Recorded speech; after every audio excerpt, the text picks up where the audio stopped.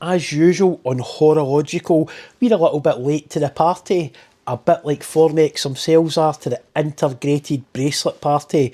But when you get the opportunity to meet the CEO, handle the watch in person and understand the thinking behind it, perhaps arriving a little bit late isn't such a bad thing after all, because Formex knew something from the very beginning. If you're going to arrive late to a formula that's already well established, you better bring something genuinely special. Not a different dial colour, not a different bezel, although they do that well. Not another watch trying to look like every other integrated bracelet watch in an already saturated market. You need a reason to exist, and after spending time with the new Aria and meeting Raphael Granito, seeing this watch up close, I think Formex may have found multiple reasons, because this isn't the watch I expected it to be. Welcome back to Horological. So before I ever get hands-on with the watch, I had the opportunity to sit down with Raphael and ask a few questions about the release. And my first question was probably the obvious one: why only 100 pieces? So Raphael explained that development in the Aria actually began almost 3 years ago. And that's important because Formex was a very different company back then from the one that we all know today. Over those 3 years, the brand has gained significant traction, recognition, and a much larger audience. In fact, Raphael openly conceded that if the decision were being made today, they could probably have doubled or even tripled the production run and still sold out of them all. But when the project started, they simply didn't have the information that we have now. Based on the market position that Formex occupied at the time, 100 pieces, that seemed like a reasonable assessment of demand for a watch of this calibre. What's interesting though is that this answer reveals something much bigger about the Aria, because the watch that you're looking at today, it wasn't designed for the Formex of 2026. It was designed for the Formex of 3 years ago. And as we'll discover later, that explains quite a lot about why this watch looks and feels the way it does. I also asked Raphael about the bracelet, and interestingly, he didn't really answer the question. He didn't avoid it completely, he just smiled. You know, the kind of smile, the smile that says, I'll let the watch answer that for me. And at the time, I didn't think much of it. I assumed it was simply just a CEO being careful not to oversell a new release. But looking back in that conversation, after spending time with the Aria, I think that smile meant something else entirely.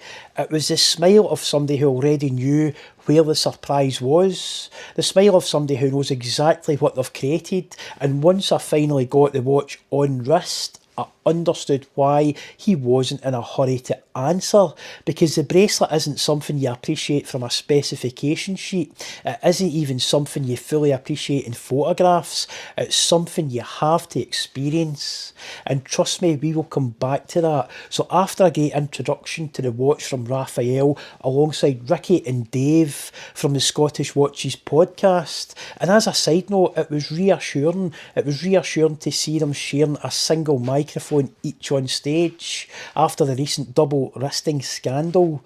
Being no stranger to historical PA issues myself, that's perhaps a story for my other channel though.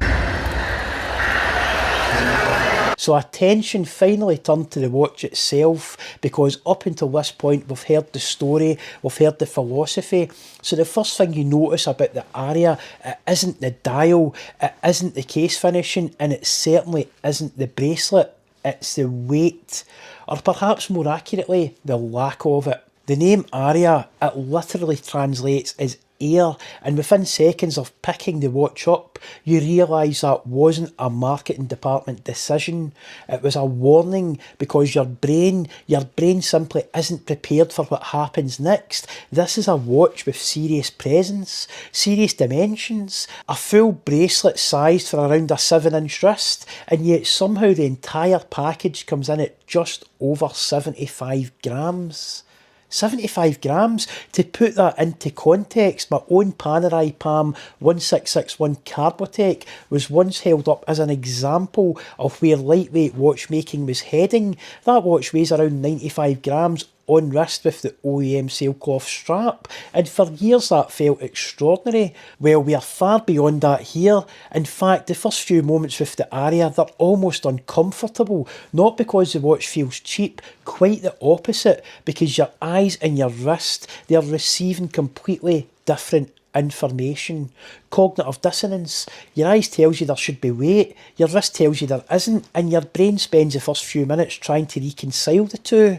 It's one of the strangest sensations I've experienced in watch collecting, but here's the really clever part. The weight isn't the most impressive thing about the Aria, it's how Formex achieved it, and that's where things get genuinely interesting. We'd heard the development journey, but none of us had actually seen the Aria in the metal. Then the cover came off, and what happened next, it genuinely caught me by surprise.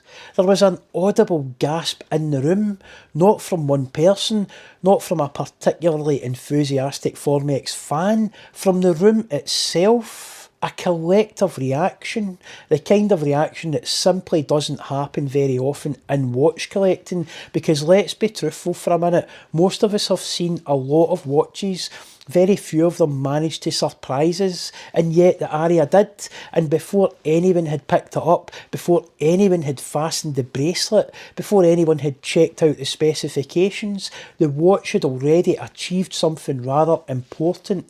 It had captured the room. And after what Raphael had hinted to me earlier about the bracelet, I suddenly became very interested in getting one of them on my wrist. So how did Formex achieve that system weight? The answer is that almost every part of this watch has been viewed through the same lens. Weight, or more specifically, the removal of it. The case and bracelet are executed entirely in grade 5 titanium, not some titanium, not titanium components mixed with heavier materials, a full grade 5 titanium case and bracelet. But that's only part of the overall story. The really interesting engineering lies in the sapphire sandwich implementation. Raphael explained that the Aria uses an incredibly thin sapphire implementation as part of its sapphire sandwich design, and that immediately led to a fascinating discussion about engineering compromises, because despite the case itself sealed to a level suitable for 100 metres of water resistance, the sapphire construction becomes the limiting factor. Not because it's poorly engineered, quite the opposite, because it has been engineered for a completely different objective: lightness. This is one of those moments where watchmaking becomes genuinely interesting.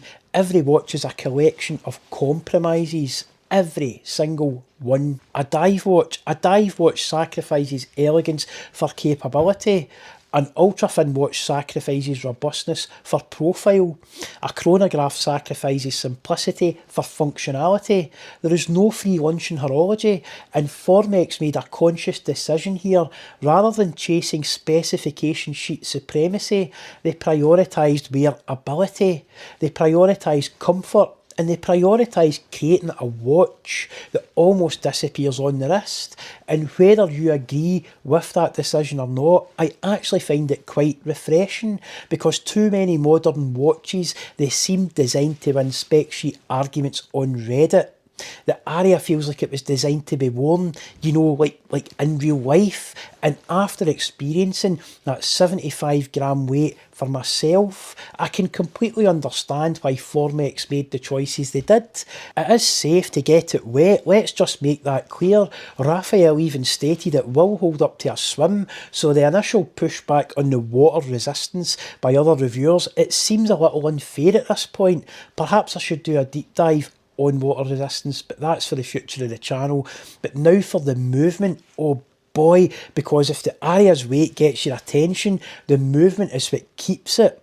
At the recent Scottish Watch Show at Hampden Park, Dave Sharp of Scottish Watches podcast fame, he somehow managed to evade me all day, and to be fair, the place was absolutely packed. But fortunately, we managed to pin him down here, and that's important, because Dave isn't just a podcaster, he is also the chief operating officer at Horage, the company responsible for the Swiss-made FX01 manufacture calibre beating inside the Aria. And this is where things get very, very interesting, because we're talking about a COSC certified chronometer movement with a tungsten micro rotor. Yes, you heard that correctly, a COSC certified micro rotor. Now, if you're familiar with watchmaking history, you'll know why that's significant. Micro rotors are not a new idea, they're a very old idea, and historically they could be rather temperamental.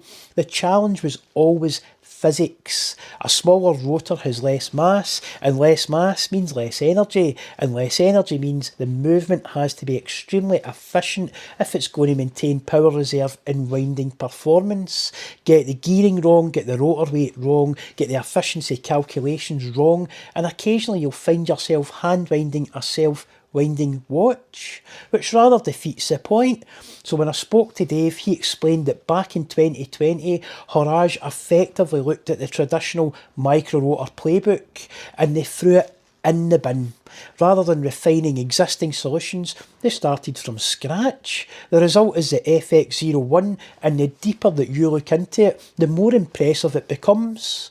Alongside the tungsten micro rotor, employed here for its density characteristics, a light watch but with weight deployed in exactly the right place for maximum winding efficiency. A small point to note is how difficult this metal is to work with. It has the highest melting point of all the known elements at 3,410 degrees Celsius, making mass market adoption outside high-level aerospace engineering extremely rare. Horage also employs a full silicon regulating package, a silicon hairspring, a silicon escape wheel, and a silicon pallet fork. Now that's a lot easier to put in a marketing brochure than it is to engineer successfully. Many manufacturers have talked about silicon, many have introduced parts of the solution, far fewer of them have fully embraced it throughout the escapement architecture. Here it isn't been used as a marketing exercise, it has been used to solve problems, reduce friction, improve efficiency, improve consistency, and ultimately improve performance. The result is a movement running at 3.5 Hz and delivering an impressive 72-hour power reserve from a single barrel solution. That's not an easy achievement, and according to Dave, considerable effort was also spent reducing the amplitude and performance drift that can occur as the mainspring approaches the end of its power reserve. In simple terms, the movement has been designed not just to run for 72 hours, but to run well for 72 hours. And that's an important distinction to make, because in a market increasingly filled with recycled architectures and incremental updates, the FX01, it feels like something genuinely different. This isn't innovation for the sake of innovation, it's engineering directed at solving real-world watchmaking problems. And whether you're buying the Aria for the design, the bracelet, or the astonishing weight reduction, make no mistake about it, the movement isn't simply keeping up with the rest of the watch, it's one of the main reasons that the watch deserves to be taken seriously. And while we're on the subject of Horage, there was another little detail that caught my attention. Dave wasn't just talking about movements, he was wearing one, specifically Horage's next major movement project, and let's just say it looked very interesting. Now, Dave very kindly allowed me to take a photograph, which you're seeing on screen now, albeit heavily blurred, not because the image was bad, but because I don't particularly fancy being responsible for giving away Horage's secret sauce before they're ready. But what I will say is this: if the FX01 is any indication of the direction they're heading, then what's coming next is something I'll be watching very closely and hopefully covering on this channel, because one of the advantages of events like this isn't just getting hands-on with the watches, it's getting access to the people actually designing and building the technology that powers them. So if you enjoy these deeper dives into the engineering, development decisions and the conversations that happen behind the scenes rather than simply reading specification sheets, then make sure you're subscribed to the channel, because who knows, perhaps if enough of you are interested, Dave might be persuaded to loan the channel that engineering sample for a proper deep dive in the future. And if that's something you'd genuinely like to see, let me know in the comments below. I'd be very interested to know how many fellow movement nerds are watching my channel. Now let's talk about the case, because specifications alone don't really prepare you for this thing. On paper, you're looking at a 40mm diameter, just 6.9mm thick. I'll say that again, 6.9mm thick, a 19mm lug width, and a lug-to-lug measurement of 45.45mm. Those numbers already sound impressive, but then you discover that the case itself, it weighs just 37 grams. 37 for a watch of these dimensions. That's bordering on absurd, but the real story isn't the weight, it's the finishing. I've handled a lot of titanium watches over the years, grade 2, grade 5, some are excellent, some not so excellent, and I can say without hesitation that this is the best finished grade 5 titanium case that I have personally held. The transitions are crisp, the surfaces are beautifully defined, but perhaps the most important thing, nothing feels rushed, because grade 5 titanium is not a forgiving material. It is significantly more difficult to machine and finish than many of the steels used throughout the industry. And looking at the Aria, you get the sense that Formex simply refused to take shortcuts. In fact, I found myself wondering whether the limited run of 100 pieces had less to do with demand and more to do with the sheer amount of effort involved in producing something to this standard. Now that's speculation on my part, but after examining the watch up close, it doesn't feel entirely unreasonable, because every edge, every surface and every transition looks like somebody actually cared. And that brings us to something that I've heard repeatedly about Raphael over the years. He's known for being exceptionally demanding when it comes to quality. In fact, I was told anecdotally by a mutual acquaintance that a future product launch had been delayed because an entire batch of dials was rejected, not because they were defective, not because customers would necessarily have noticed, but because they didn't meet the standard expected. And whether that particular story is apocryphal or not, after spending time with the Aria, I can absolutely believe it, because this watch feels like the product of somebody who obsesses over details, and at this level that's exactly what you want. The difference between a good watch and a memorable watch is often found in the things that most people never consciously notice. The Aria is full of those details. Now let's talk about the dial, because this is where the Aria becomes deceptively clever. At first glance it almost appears simple, clean, minimal, understated, but the longer you spend with it, the more you realise just how much work is hiding beneath that simplicity. The dial itself is stamped from a single piece of brass and finished with a matte lacquer coating, but it's the architecture that's really doing the heavy lifting here. The surface isn't flat, it's subtly concave, drawing your eye naturally towards the centre of the watch and creating far more visual depth than the photographs initially suggest. Then there's the indices, applied, bevelled and mounted in raised platforms featuring radial surface detailing, and I have to say this is one of those details that watch enthusiasts will appreciate immediately, because mounting indices in this manner, it certainly is not an easy solution, nor is it the cheapest. It is a finishing flex, a quiet one, but a flex nonetheless. It's Formex demonstrating exactly what they're capable of when they decide to push the details. The execution throughout is exceptional. Every index is crisp, every transition is clean, and the overall effect, it manages to feel both contemporary and restrained at the same time. The hands deserve special mention as well. The partially skeletonized design, it works beautifully here, preventing them from visually overwhelming the dial while still maintaining excellent legibility, and the colour matched pointer tips tie the entire design philosophy together in a way that feels considered rather than decorative. Even the loom application has been thoughtfully executed. The indices and hands are filled with custom Tritech Superluminova, ensuring that practicality hasn't been sacrificed in the pursuit of aesthetics. But perhaps the most interesting feature in the dial is the small seconds display at 6 o'clock. Naturally, I asked Raphael whether this decision was driven by engineering considerations. after all, if you're chasing thinness and efficiency, eliminating a central seconds display could potentially simplify things elsewhere in the movement architecture. His answer surprised me. No, that wasn't the reason at all. Raphael did concede that the slightly recessed sandwich-style small seconds display certainly didn't hurt the overall dimensions of the watch, but ultimately the decision was aesthetic. Purely aesthetic, and honestly, I think that answer tells you a lot about the Aria as a whole. Throughout this watch, engineering has been used in service of a design vision, not the other way around. The small seconds isn't there because it had to be, it's there because Formex believed it made the watch look better, and after seeing the way that recessed subdial adds depth and breaks up the dial architecture, I'd say they made the right call.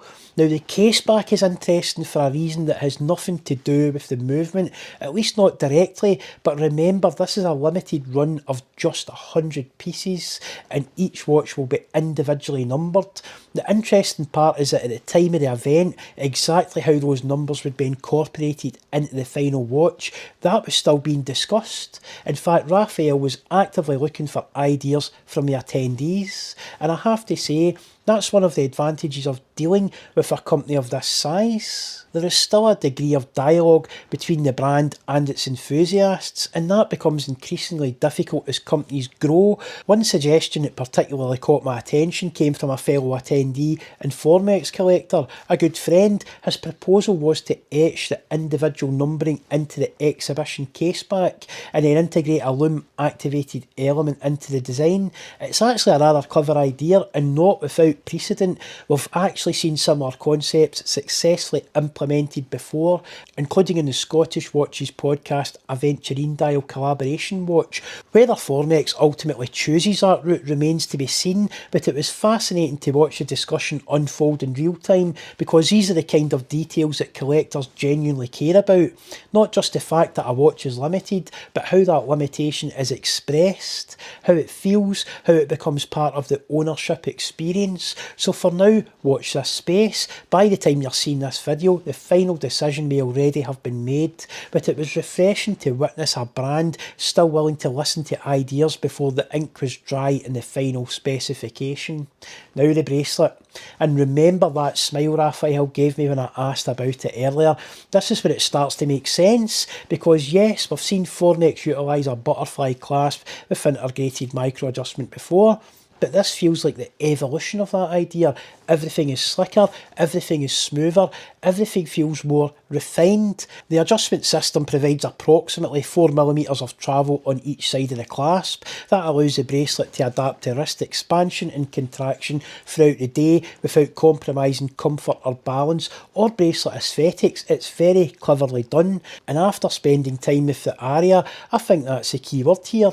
Balance, because by this point a clear theme has emerged. The watch isn't chasing records, it isn't trying to dominate a comparison chart, it isn't trying to win specification sheet battles on internet forums. It has been designed around the person wearing it. Every major design decision seems to flow back into that central philosophy: comfort, wearability, lightness and usability. The bracelet is perhaps the clearest expression of that thinking. And once again, I have to mention the finishing. Apologies if I'm beginning to sound repetitive here, but when something is done this well, it deserves to be acknowledged. Grade 5 titanium is not an easy material to work with. Achieving crisp transitions, consistent brushing and clean finishing on this metal, it requires considerable effort. Yet throughout the bracelet, that's exactly what Formex has delivered. The finishing is exceptional, not exceptional for titanium, exceptional full stop. In fact, much like the case, this is amongst the finest examples of grade 5 titanium finishing that I have encountered to date, and perhaps that's why Raphael wasn't particularly concerned about answering my bracelet question earlier, because some things are just easier to understand once they're on your wrist, and this is one of them. Now earlier I mentioned that the Aria had been in development for almost 3 years, and when you look at what has actually been achieved here, that timeline starts to look remarkably ambitious, because we're not talking about a new dial colour, we're not talking about a minor refresh of an existing model, we're talking about a genuinely new watch built around a very specific philosophy of extreme lightness, wearability and technical innovation, and bringing all of those elements together into a coherent product is no small undertaking, which is why it probably won't surprise you to learn that Formex and Horage, that they're quite literally neighbours. They're practically next door to one another, and there is something to be said for proximity when it comes to innovation, because development becomes a very different process when the people building the watch and the people building the movement aren't separated by continents, time zones and layers of corporate bureaucracy. Ideas move faster, problems get solved faster, decisions happen faster. When something needs discussed, you don't necessarily need a conference call. You can almost open a window and wave at your co-conspirators. And I suspect that's one of the reasons that Aria feels so cohesive. The watch and the movement don't feel like two separate products that have been meshed together late in the process. They feel that they have been developed in tandem together as part of a shared objective, a shared vision if you like, and when you look at the final result, that collaboration, it becomes increasingly obvious, because the movement supports the thinness supports the lightness, and the lightness supports the wearability, and the wearability supports the entire reason the watch exists in the first place. Everything feels connected, everything feels intentional, and for a watch that has taken almost 3 years to reach this point, perhaps that's the strongest compliment that I can give it. Nothing here feels accidental. Now, the final criticism levelled at the Aria is unsurprisingly the price. The Aria sits in a difficult, different space from what many people have come to expect from the brand. But, and it's a very big but, I think context matters, because value and price, they are not the same thing. Price is simply what something costs, and value is what you receive in return. And when you start breaking down what is actually being delivered here, the value proposition starts to become increasingly difficult to ignore. A COSC certified tungsten micro rotor caliber, a full grade 5 titanium case and bracelet, exceptional finishing, innovative construction, extreme weight reduction, and a level of attention to detail that reveals itself the longer you spend with the watch.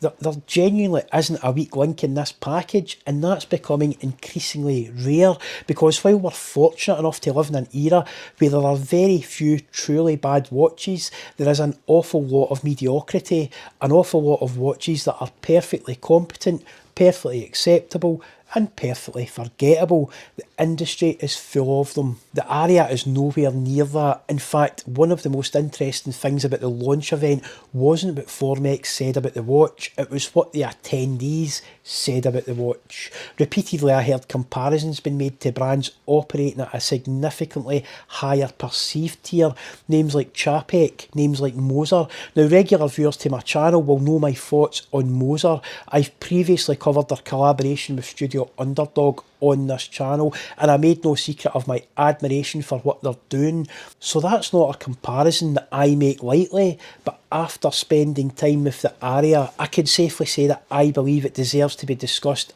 in those conversations. Not because it copies those brands, it doesn't. Not because it imitates them, it doesn't do that, but because it demonstrates the same willingness to pursue a vision without compromise. And that's ultimately what stood out to me throughout the whole evening. This wasn't a watch designed around marketing, it wasn't designed around trends, it wasn't designed around internet debates, it was designed around a very specific idea, and then it was executed to the very highest standard that Formex could achieve. As for availability, only a handful of these watches are expected to make their way to the UK. In fact, one of my friends has already secured an allocation through James Porter and Son, who along with Formex arranged this event in Glasgow. So if you're interested in seeing the Aria in the metal, I'd strongly recommend visiting their boutique in Glasgow's Argyle Arcade. They have one of the finest selections of independent and mainstream watch brands, not just in Scotland, but arguably anywhere in the UK. And trust me, in this one, the photographs clearly don't tell the whole story here. And remember, watch collecting isn't logical, but it is horological. The integrated bracelet sports watch turned plastic pocket watch. The Polygonal watch, the hottest category in modern watchmaking, a category where people literally queue for days, sleeping in dirty pavements, refreshing websites, all for a bioceramic interpretation, then to get told at the door, sorry, we've sold out. Run. Some watches in this category, they seem capable of causing worldwide hysteria. This one didn't. There were no queues, no riots, no waiting lists, and no secondary market madness. But if a riot did break out, you can be absolutely certain that this watch would survive it, because while everyone else was fighting over plastic faux luxury pocket watches, Casio quietly released a Polygonal watch inspired by the 140th anniversary of Coca-Cola. And the strange thing is this, the longer that I've spent with it, the more I think this is collaboration done the right way. Welcome back to Horological. Now, at first glance, Casio and Coca-Cola seem like an unusual pairing. One sells watches, the other sells sugary drinks. Well, they used to be. Nowadays, the drinks are a little less sugary, but this collaboration is full fat, no doubt about that. And the more I thought about it, the more obvious the collaboration became, because both brands occupy a very similar place in popular culture. Neither is exclusive, neither is reserved for the wealthy, and neither requires specialist knowledge to appreciate. And yet both are instantly recognisable almost anywhere on the planet. You don't need to explain a G-Shock, you don't need to explain Coca-Cola. People simply know what they are. Both brands built their reputations on consistency, reliability, familiarity, and perhaps most importantly, longevity, because there are very few products that can survive decade after decade while remaining instantly recognisable. Yet somehow Coca-Cola managed it. Undoubtedly so have Casio, which makes this collaboration feel less like a marketing exercise and more like two global icons recognising each other. And that's where Casio made the first genuinely smart decision, because the obvious thing to do would have been to make the watch red, bright red, covered in logos, the sort of thing that looks impressive in a press release and exhausting after a week on the wrist. Instead, Casio looked somewhere else for inspiration. The bottle, not the label. Labels fade, bottles don't. So not the advertising, the bottle, the translucent green resin immediately evokes vintage Coca-Cola glass bottles, the kind that existed long before plastic bottles and packaging took over. Given how we started this video, perhaps there's a subtle message in that. Perhaps I'm reaching. The watch feels surprisingly restrained. Yes, there are Coca-Cola references throughout. The logo is present, the branding is visible, but it never feels overwhelming. Subtle carbonated bubbles on the dial, hiding G-Shock's ultra tough carbon core. So with that said, it is clear that this is still a G-Shock first and a Coca-Cola collaboration second. The correct orientation, if you will, which is exactly how these projects should be approached, because the best collaborations don't force two identities together. They find the places where those identities already overlap. Run. And here Casio seems to understand that surprisingly well. But the detail that really sold me was the day indicator. At first it seems insignificant, just a small splash of red on a predominantly green and cola coloured watch. But the more I looked at it, the more I realised how much work that little detail is doing, because that red day display is effectively the modern Coca-Cola brand distilled into a single element. Instantly recognisable, impossible to mistake, yet never dominant. And Casio cleverly carries that colour across the dial. Small red accents sit beside the hour markers around the outer edge. Tiny details that most people won't notice consciously, but they create balance, they create symmetry. Without them, the day indicator would feel isolated. With them, the red becomes part of the design language. The dial feels complete, and that's what separates thoughtful design from simple branding. The watch isn't relying on logos to remind you it's a Coca-Cola collaboration. The colours are doing the work, some of the heavy lifting if you like. The design is also doing the work, and the result is something that feels considerably more sophisticated than a novelty collaboration probably has any right to be. And perhaps that's the biggest compliment I can pay this watch, because after a few days you stop thinking about Coca-Cola, you just start wearing it, and that's important, because underneath all of the collaboration details, this is still fundamentally a G-Shock. It still does everything you'd expect. It's light, comfortable, ridiculously practical, and completely free from the sort of anxiety that accompanies many modern watches. You don't worry about door handles. It is the door handles that should be worried here. You also don't worry about rain. With 200 metres of water resistance, it is a given. You also don't worry about scratches, and you certainly don't worry about riots. You simply put it on and go on with your day. There is a neat trick with the buckle. You can actually use it to open a glass Coke bottle. I'm sure you'll understand I will not be demonstrating that with my friend's new watch, but it is just as tough as any other resin carbon core Casio, which is perhaps why the G-Shock ethos remains one of the most successful watch designs ever created. Not because it's luxurious, not because it's exclusive, but because it solves problems, and this watch hasn't forgotten that. The Coca-Cola elements add character, the G-Shock underneath provides the substance, and the two are working together rather than competing for attention. And perhaps the most impressive thing about this watch is just how little all of this costs in practical terms, because despite the collaboration, despite the special packaging, and despite all the bespoke design work, it is still fundamentally a GA2100 underneath it all. That means a watch measuring 48.5mm lug to lug, 45.4mm across, and just 11.8mm thick, and weighing a mere 51 grams. On paper, those numbers are impressive.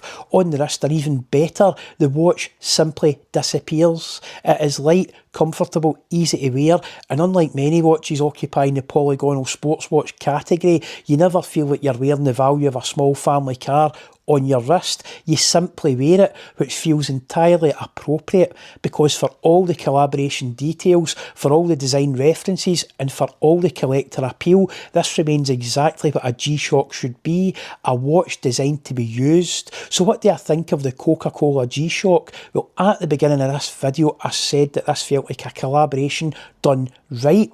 And after having spent some time with the watch, I still think that's true. It holds up because Casio showed restraint. The bottle green resin, it references Coca-Cola's history. The red D indicator references the modern brand as it is today. The subtle red accents bring the whole design cohesively together, and none of it overwhelms the watch itself. Most importantly, it still feels like a G-Shock, not a marketing exercise, not a novelty item, a G-Shock, and that's why this collaboration succeeds. The watch comes first, the branding comes second, which is exactly how it should be.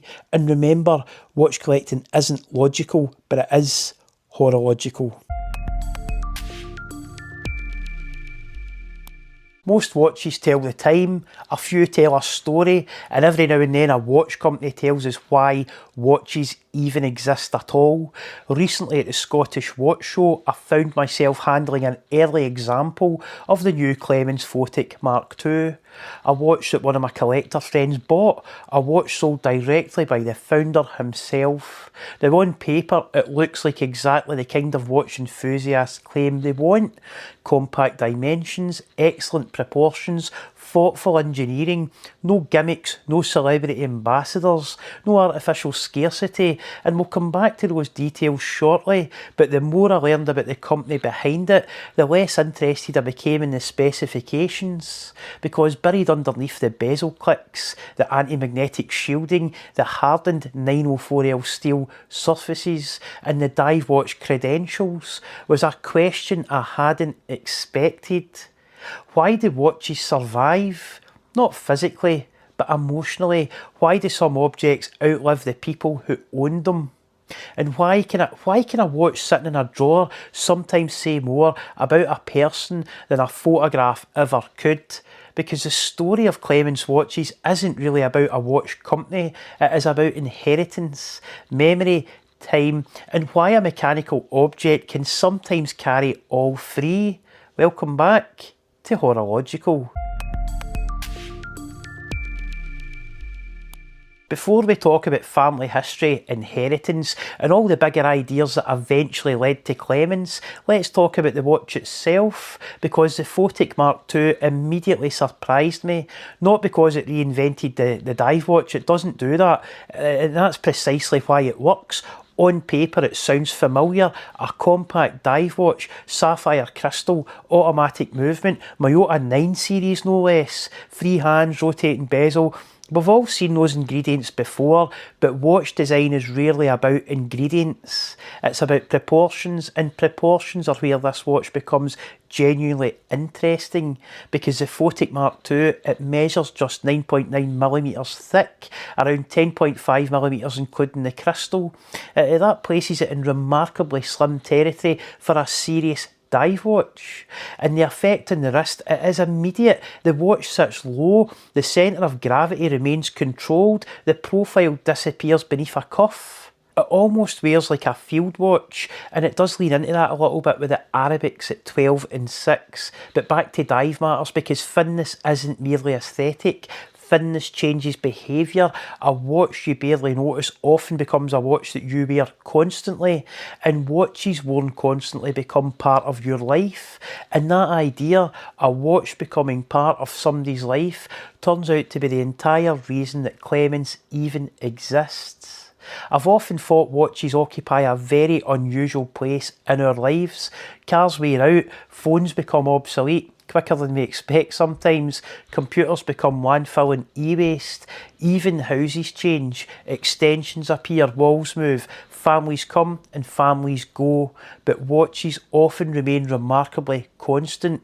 A watch can pass through generations and still be recognisably the same object, a different bracelet, a different strap, but still the same watch. The scratches remain, the worn edges remain, the marks left by someone else's life remain, and unlike almost every other possession, a watch spends years attached to its owner.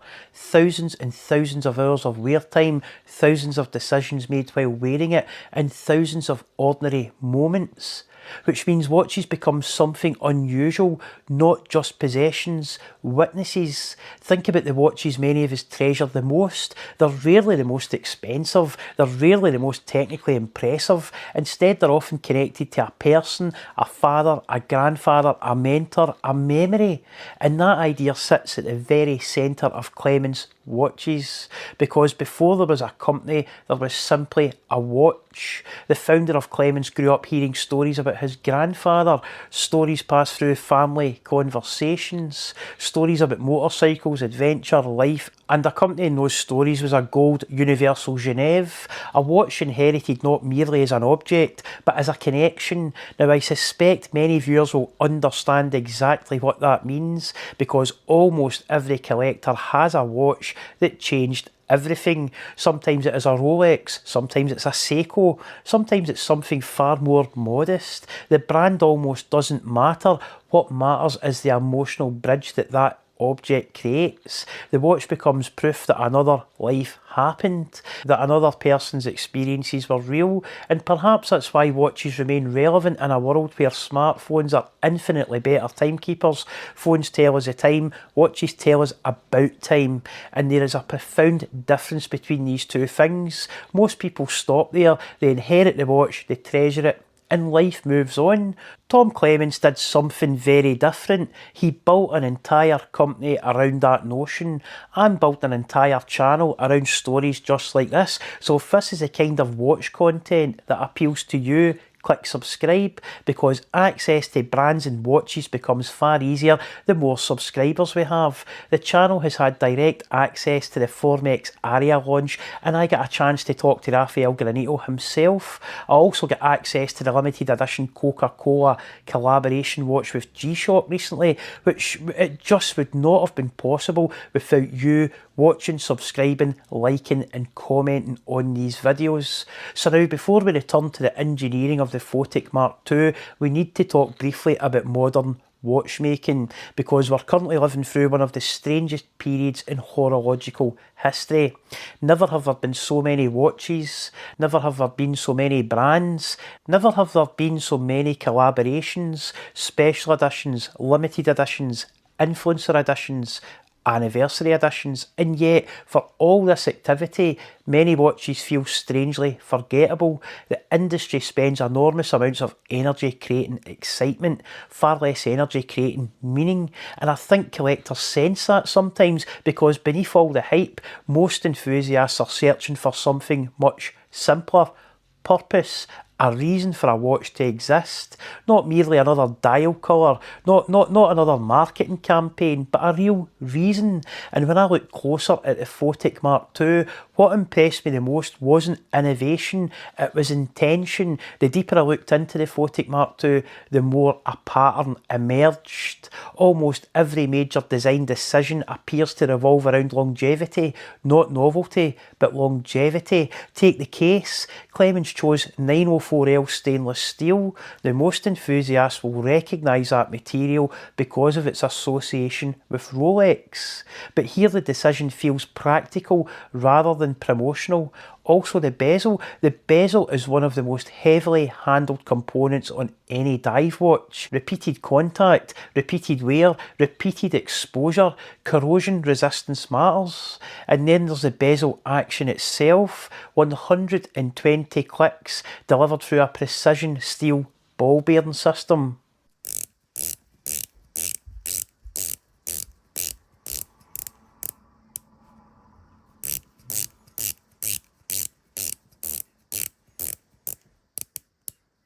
Not because it sounds impressive on a specification sheet, because every interaction with the watch matters. Every time you touch it, every time you rotate it, every time you use it. The sapphire bezel insert should remain fresh looking for years to come. The hardened steel treatment improves scratch resistance, and hidden beneath everything sits an anti-magnetic enclosure protecting the movement against more than 25,000 amperes per metre of magnetic exposure. Now admittedly that sounds like one of those specifications enthusiasts pretend to understand while secretly reaching for Google, but what it really means is this: long term you have little to worry about with this watch.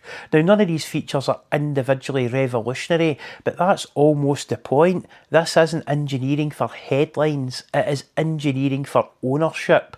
Engineering for the person who might still be wearing the watch 10 years from now, 20 years from now, perhaps even longer, because a watch intended to become an heirloom requires a different mindset from a watch designed to win an Instagram or a Reddit battle. But perhaps the most revealing watch wasn't the Photic at all, it was the other watch sitting beside it.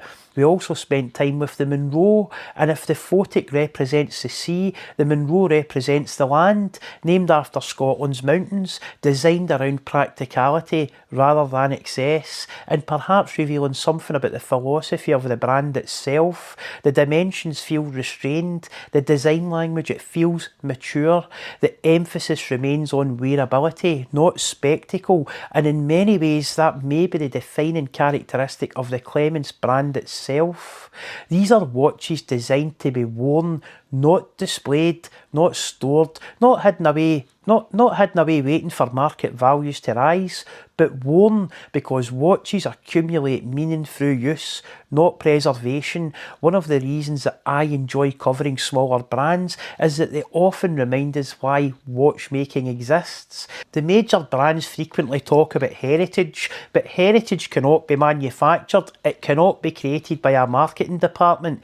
Heritage is simply history that survived. Every great watch company started as a small watch company. Every heirloom began as a new watch. Every treasured family watch began life as a purchase that someone made without knowing what the future would hold. And that brings us back to the very beginning: a grandfather's Universal Genève, a child fascinated by mechanical objects, a lifetime of collecting, a company, a watch, and perhaps one day somebody else wearing a Clemence watch while hearing stories about the person who once owned and wore it. Because that's the strange thing about horology, the watches themselves are rarely the point. They're simply the vessels. The real cargo is memory. The watch industry often asks us to admire craftsmanship, engineering, materials, complications, and all of those things matter, but every so often a watch reminds us why any of those things actually matter in the first place. The Photic Mark II is an impressive watch. The dimensions are excellent, the engineering is thoughtful, the execution is convincing. But what stayed with me wasn't the bezel or the case thickness, or even the anti-magnetic shielding. What stayed with me was the reason it exists, because somewhere between a grandfather's UG, a child's imagination, and decades of fascination with horology, a watch company emerged. And in an industry increasingly obsessed with creating the next big thing, there is something refreshingly timeless about that. Full details on both watches can be found on the Clemence Watches website. I'll put links in the description below. And remember, collecting watches isn't logical, but it is horological. 2 months ago, I did something that was either a serious horological experiment or a cry for help. I took 7 ordinary Casio watches from my personal collection and I locked them in a room with a stable 20 degrees Celsius environment. No wrist time, no body heat, well, for the most part, no adjustments, no excuses, just 7 quartz watches left to get on with the one job they were designed to do, keeping time. Now, every experiment needs a benchmark, so alongside them sat my Casio GWM 5610U, the watch that I refer to as Horological's official railway clock.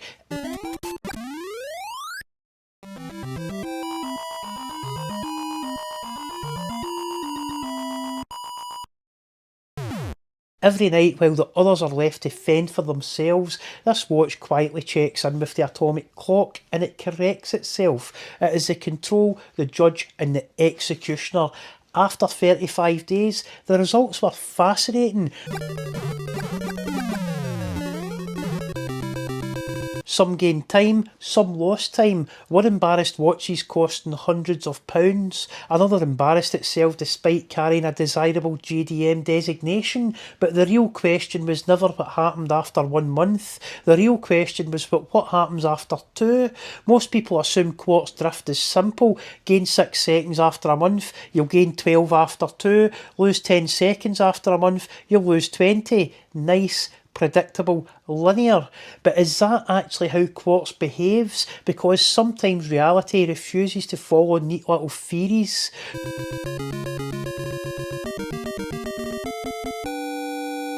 So for the last 27 days, the experiment has continued. The same room, the same conditions, the same 7 Casios, no intervention, no corrections, no touching the buttons. Today we find out whether these watches continued drifting exactly as expected, or whether one of them decided to write its own timekeeping rules. Welcome back to Horological.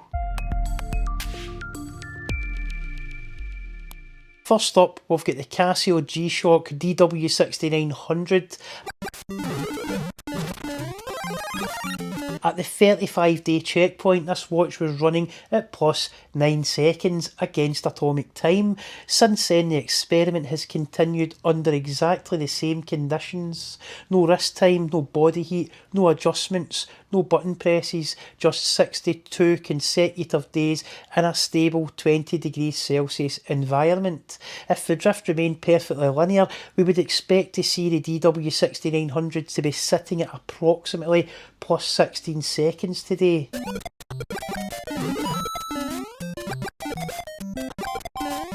So after 62 days, the Casio DW6900, it finished at plus 17 seconds. Just 1 second away from the predicted result, which suggests that under stable conditions, this particular DW6900 has behaved with remarkable consistency. Not perfectly, nothing in the real world ever is, but close enough that the difference is almost academic.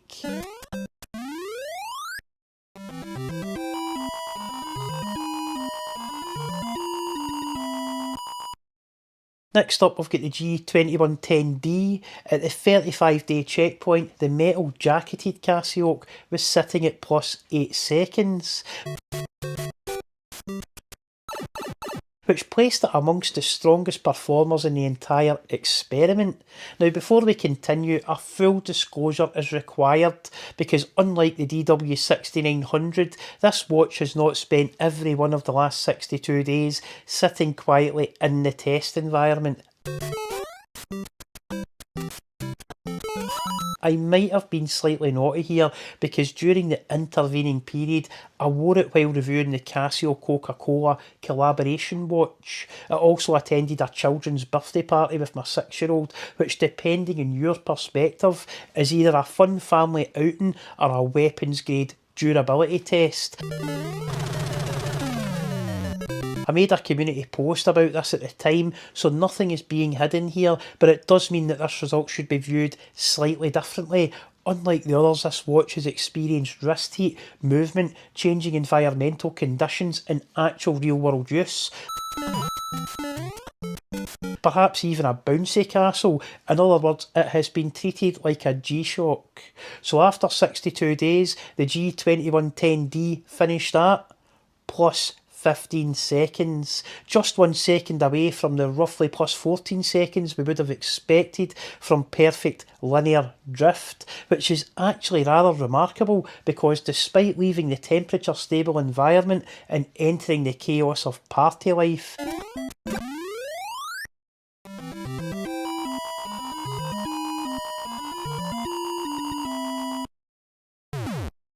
So next up we've got the Casio MDV107 Duro, and I have to admit that this is the watch I have missed wearing the most throughout this experiment, not the G-Shocks, the Sans Marlin Duro, partly because a whole pile of new 22mm straps arrived at the studio recently, and if there is one thing the Duro absolutely loves, it is a strap change, rubber sailcloth NATO.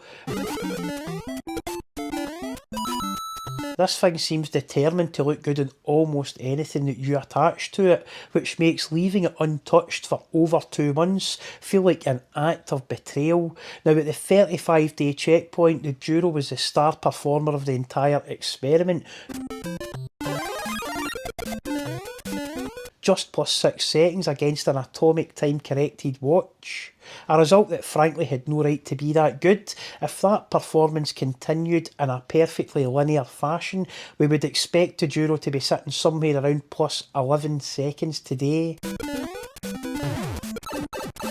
The Casio Duro, it finished at plus 11 seconds, exactly where the mathematics suggested it should be, which means over the last 27 days it gained just 5 additional seconds. And at this point I'm actually beginning to wonder whether the Duro understands it is supposed to be a budget dive watch, because the longer this experiment continues, the more it defies its price point.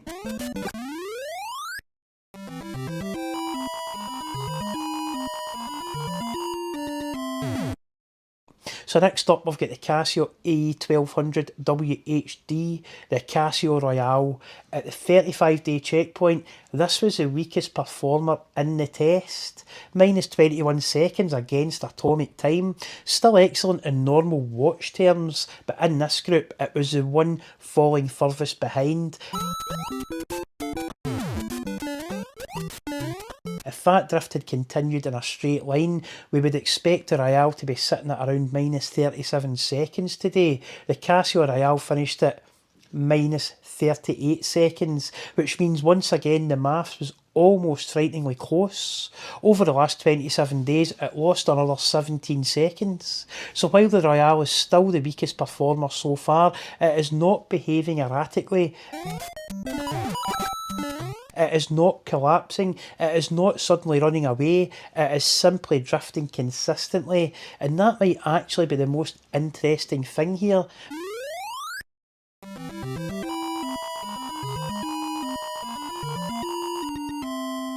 Next we need to address a small administrative issue. During the original video I identified this watch as a Casio F105W. it isn't, which means while the result remains completely valid because the watch has not changed. What we are actually looking at here is the Casio W86, a now discontinued model and increasingly one of those quietly appreciated Casios that enthusiasts seem determined to hoard before everybody else notices. The correctly identified Casio W86 finished at minus 17 seconds, just 1 second away from the prediction, which means that once again the experiment is showing remarkably consistent behaviour, and at this point a pattern is beginning to emerge. The watches are not simply accurate, they are simply predictable, which may actually be the more impressive result here. Now, not one to disappoint, the modern successor to the W86, the Casio F105, has now been synchronised against the GWM5610U and quietly drafted into this experiment.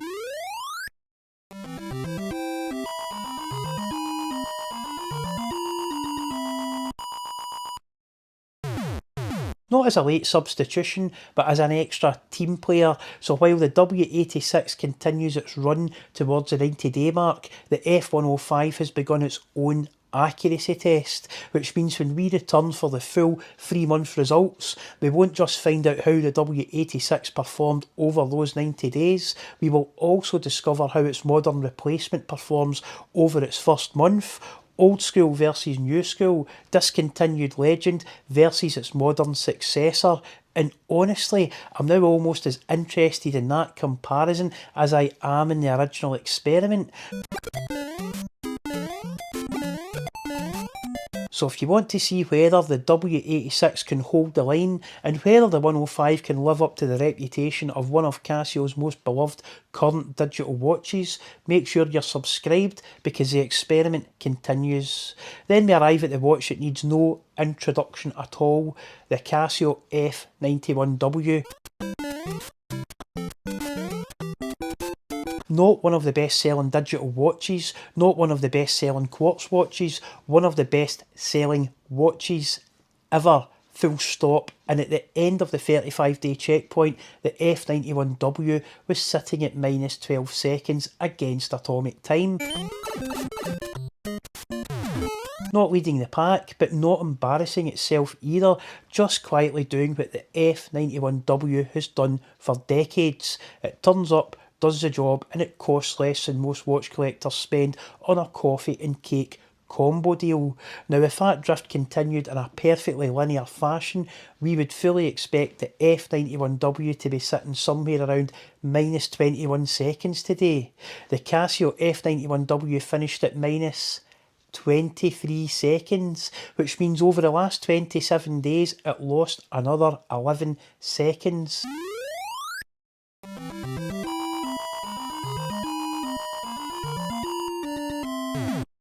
Not exactly where the mathematics predicted, but remarkably close.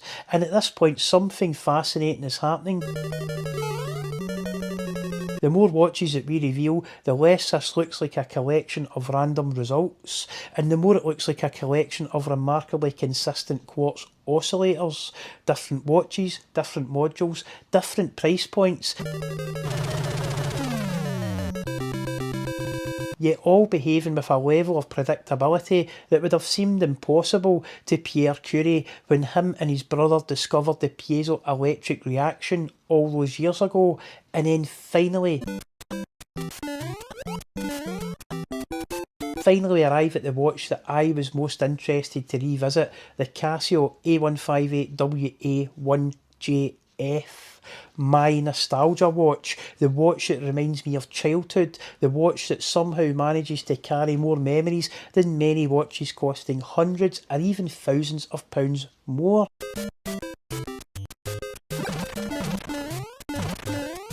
And at the 35-day checkpoint, it was also the worst performer in the entire experiment, plus 23 seconds against atomic time, the fastest runner, the watch most determined to arrive early.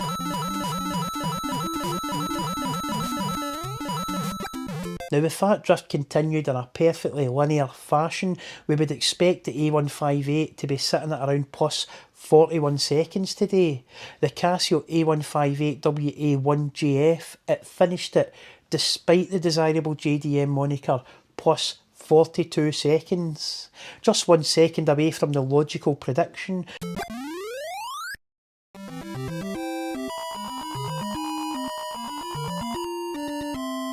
Which means that the watch that drifted the most during its first month continued doing almost exactly what it had been doing all along. Not erratic, not unstable, not random, predictable, consistent, and perhaps that is the biggest surprise of this entire experiment. Because the further we go, the less these results look accidental. So what have we learned after 62 days? Well, first of all, Quartz remains ridiculous. But more importantly, these watches haven't simply been accurate, they have been predictable. The DW6900 finished 1 second away from its projected result. The G2110D 1 second away, despite being worn. The Duro landed exactly where the mathematics suggested it would. The Royale just 1 second away. The W86 1 second away. The F91W only 2 seconds away. And the A158 1 second away. 7 watches, 7 modules, more than 2 months of continuous testing and running, and every single one behaving almost exactly as expected now. Which raises an interesting question. If they are this predictable after 62 days, what happens at 90? And remember, watch collecting isn't logical, but it is horological.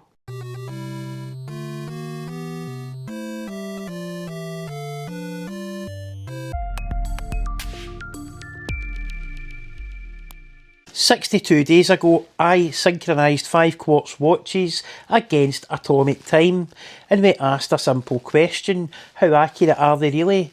Not according to the brochure, not according to the marketing department, not according to the specifications printed on the box, but in the real world. One atomic clock-controlled Casio GWM 5610U1ER, 5 Quartz watches, 1 Seiko from the 1990s and 2 modern reissue Seikos, 2 Swiss big brand legends, no corrections, no resets, no excuses. 41 days later we had our first answers. One watch shocked everyone by refusing to drift at all. A well set up Formula 1 should never drift anyway. Another stumbled through the jungle as though it was being pursued by a predator. And several sat so close together that separating them felt almost impossible. But here's the problem: Quartz accuracy isn't a sprint, it is a marathon, because a watch that is dead on after 41 days, it might not be dead on after 62. The real question was always what happens when time starts compounding. When tiny daily errors become measurable, when weeks become months, when the watches can no longer hide, and that's where things get really interesting, because since the last update, the leaderboard has started to move. Some watches have remained astonishingly consistent, and others have begun drifting away from the pack, and one contender may be quietly surrendering ground. The margins are still tiny, the differences are still measured in seconds, but make no mistake, the battle is no longer theoretical. Every watch has now accumulated more than 2 months of uninterrupted running time, which means we are beginning to see their true personalities emerge. So has the Tag Heuer Formula 1 Golf chronograph maintained its lead, or has it hit the tyre wall? Can the Japanese challengers fight back, or have they allowed the Swiss watches to disappear over the horizon? Will the standings remain largely unchanged, or are we witnessing the early stages of a complete leaderboard meltdown before the 90-day finish line? Join me for this 62-day update in what is a 90-day Quartz accuracy observatory test. Welcome back to Horological. First up is the 1990s Seiko Kinetic Sports 200 Diver, recently refurbished by Martins of Glasgow, the oldest watch in this test. a strange hybrid from the 1990s that generates its own electrical energy using a mechanical rotor. At the 41-day checkpoint, it sat in plus 9 seconds. Respectable, competitive, still very much in the fight, but now we're 21 days further into the experiment. More than 2 months have passed, and this is where Quartz watches start revealing who they really are. Does the kinetic maintain its consistency? Has it started drifting away from the leaders, or is this ageing Seiko quietly building a comeback? So after 62 days against the atomic clock controlled Casio reference, the result is plus 14 seconds. So after 62 days, the Seiko Kinetic Sports 200 has proven that this remarkable 1990s hybrid remains impressively consistent, quietly accumulating time at a steady and entirely respectable rate. So next up, the Seiko Aria, powered by the legendary H851 movement, and honestly, this watch still looks like it should arrive accompanied by explosions, helicopters and a one-liner. Yeah! Stick around. At the 41-day checkpoint, the Aria found itself further down the leaderboard than many of us expected it to be, accumulating 19 seconds against the atomic clock-controlled Casio reference. Not disastrous, but certainly not the performance of a watch that spends most of its life portraying itself as an indestructible action hero. Still, 41 days is only part of the story, because Quartz accuracy is ultimately a long-term game, and sometimes watches that start poorly can stabilise, while others that begin strongly can slowly drift away from the leaders. So after a further 21 days, had the Aria mounted a comeback? Had it stabilised? Or was the Predator continuing to stalk its accuracy? Well, after 62 days against the atomic clock controlled Casio, the result was plus 29 seconds, which means that the Aria has added a further 10 seconds since the 41-day checkpoint, and unfortunately that places it firmly at the back of the pack. Now, before anybody starts sharpening their knives in the comments,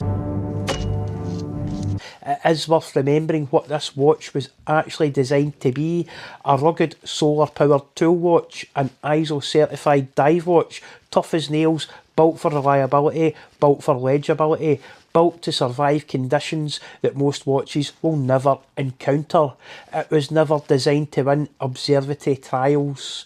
And honestly, perhaps that's the lesson here, because while the Aria may not be winning the accuracy war, it remains one of the most distinctive watches in the test today. After all, there are plenty of accurate watches. There is only one Aria. Now, before we continue, a quick word about the watch judging this entire competition. The Casio G-Shock GWM5610U1ER, officially the Quartz module inside this watch, is rated at plus or minus 15 seconds per month. Perfectly respectable by normal Quartz standards, but the reason it serves as a reference for this test is the small RCVD indicator visible on the top left hand side of the display. When that RCVD appears, it confirms that this watch has successfully received the multi-band 6 atomic time signal within the last 24 hours. In other words, every watch in this competition has effectively been measured against atomic time itself, which makes the GWM5610U less of a competitor due to unfair advantage. This isn't in the dock, this runs the court.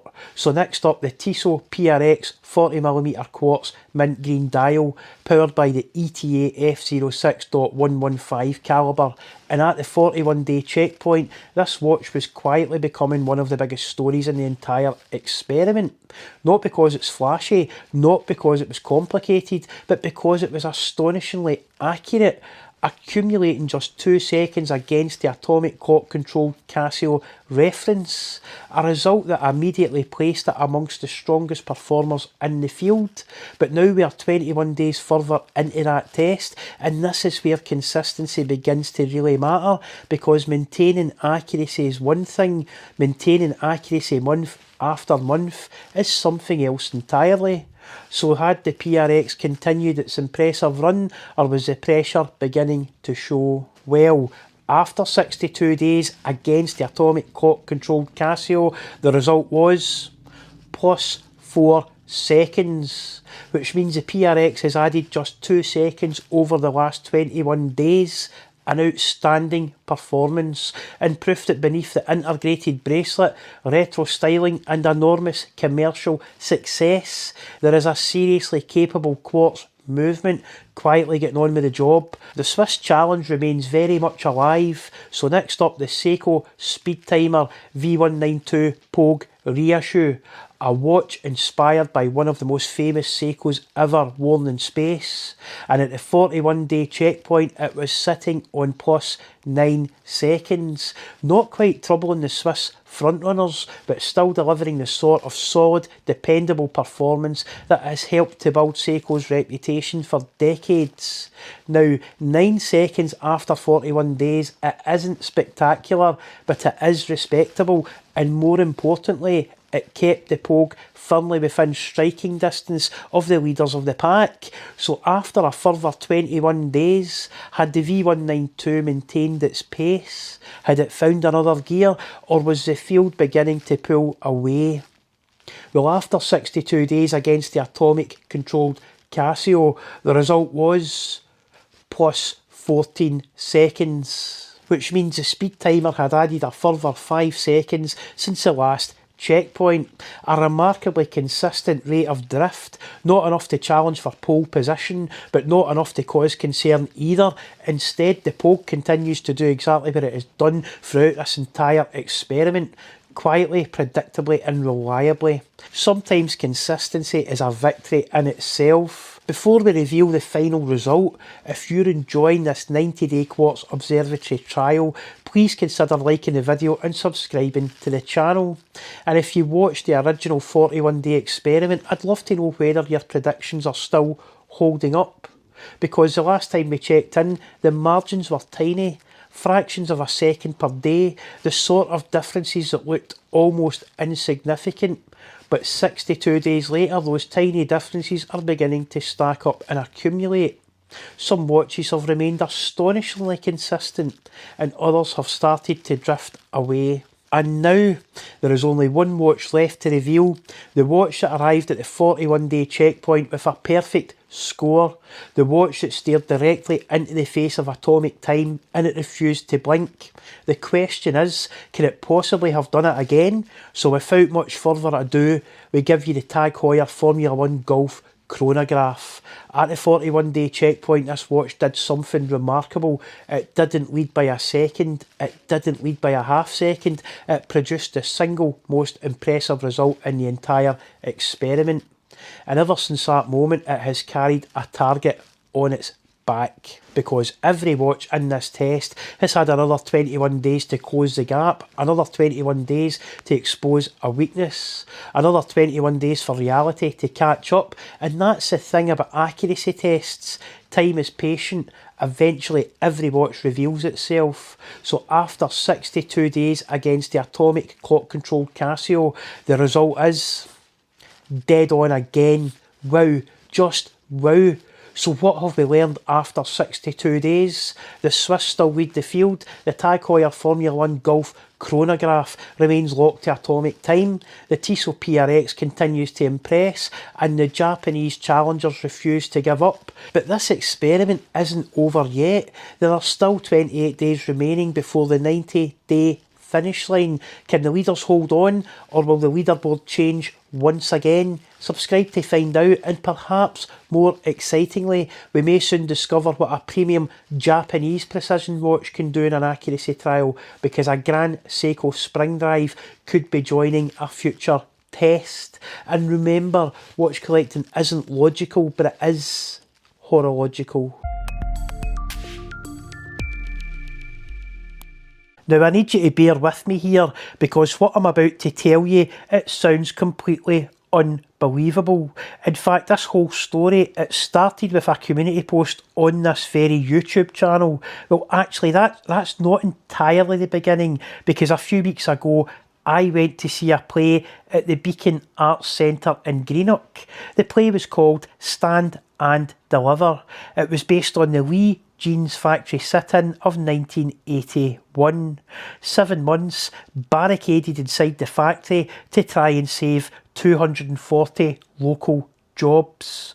Watching it got me thinking, because due to family connections, I vaguely remembered hearing about another sit-in when I was a young child.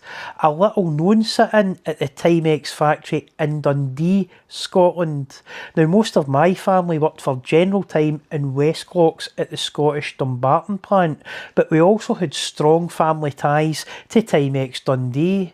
So it's no coincidence that my first watch was a Snoopy TIMEX.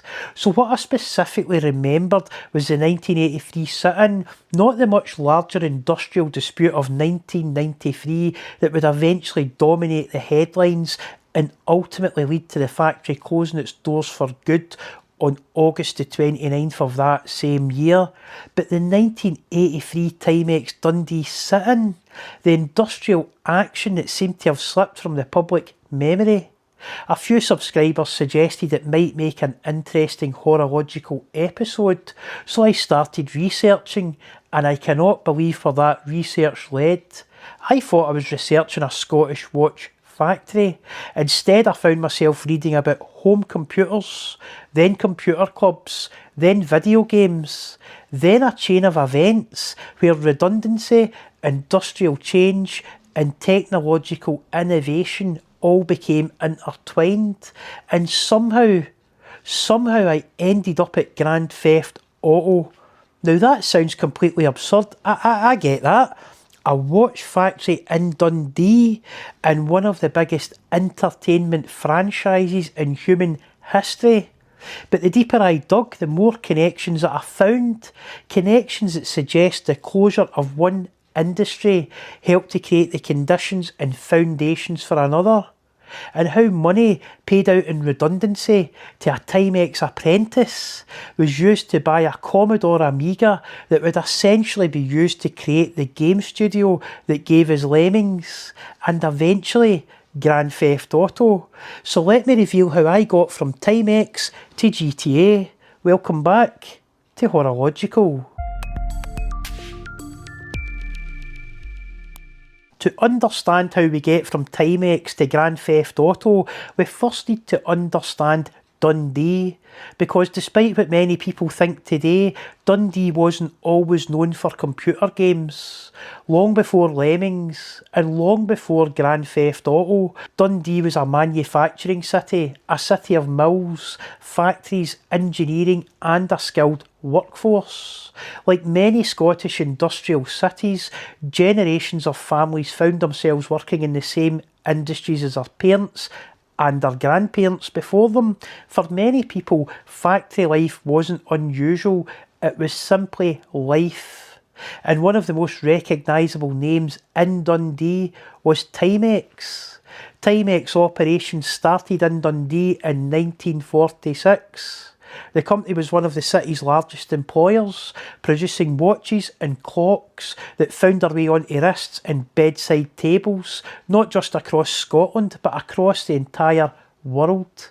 For many people, TIMEX represented steady employment, a reliable wage, the sort of place where careers could be built and families supported. It became woven into the fabric of the city of Dundee itself. And that's important because when we look back at history, it's tempting to think that major changes arrive suddenly. That one day a city makes watches and the next it makes video games. But that isn't how change happens. The path to change is often a destructive one. Industries collapse and force change, skills migrate, people forced to adapt to survive, knowledge gets passed from one endeavour to another, and opportunities often emerge from places that nobody expected. By the early 1980s, Dundee was beginning to experience the same pressures facing manufacturing all over the country. We had our own well-documented issues at Westclocks too, but I'll save the geopolitics for a separate video. In short, technology was changing, manufacturing was changing, the economy was changing, and TIMEX itself was also changing. The old industrial world, it wasn't disappearing overnight, but the cracks were beginning to show, because while most people remember TIMEX as a watch company, something else was beginning to happen inside those factory walls, something that at the time probably seemed completely unremarkable. But looking back now, it may have been one of the most important developments in Dundee's modern history, because TIMEX wasn't just making watches anymore, it was beginning to make computers, and that is where our story really begins. When most people think of TIMEX, they think of watches, sometimes clocks, and that makes perfect sense. After all, that was the core business: timekeeping, clocks, watches, precision manufacturing. But by the late 1970s and early 1980s, something remarkable was happening. The home computer revolution had begun. Today it's difficult to imagine a home without computers, a world without smartphones, without the internet, without social media, without video games. But in the early 1980s, the home computer was still a novelty item. For many families, it was the first computer they had ever seen, and for some it was the first piece of advanced technology that they had ever owned. Suddenly, ordinary people could do something that previously required access. Access to universities, access to government departments, or large corporations. They could own a computer, mostly for playing games, I might add, but I digress. TIMEX wanted a slice of that bright future. The company had already developed expertise in electronics through its Quartz watchmaking operations. Digital watches had become increasingly important. Electronic manufacturing was becoming more sophisticated. At Westcocks and Dumbarton, similar experiments were attempted, but without much success. It was like trying to manufacture a Tesla on a Model T Ford production line. However, in Dundee, the skills required to build electronic products had stronger foundations. So TIMEX did something that seems unusual today. It entered the computer business.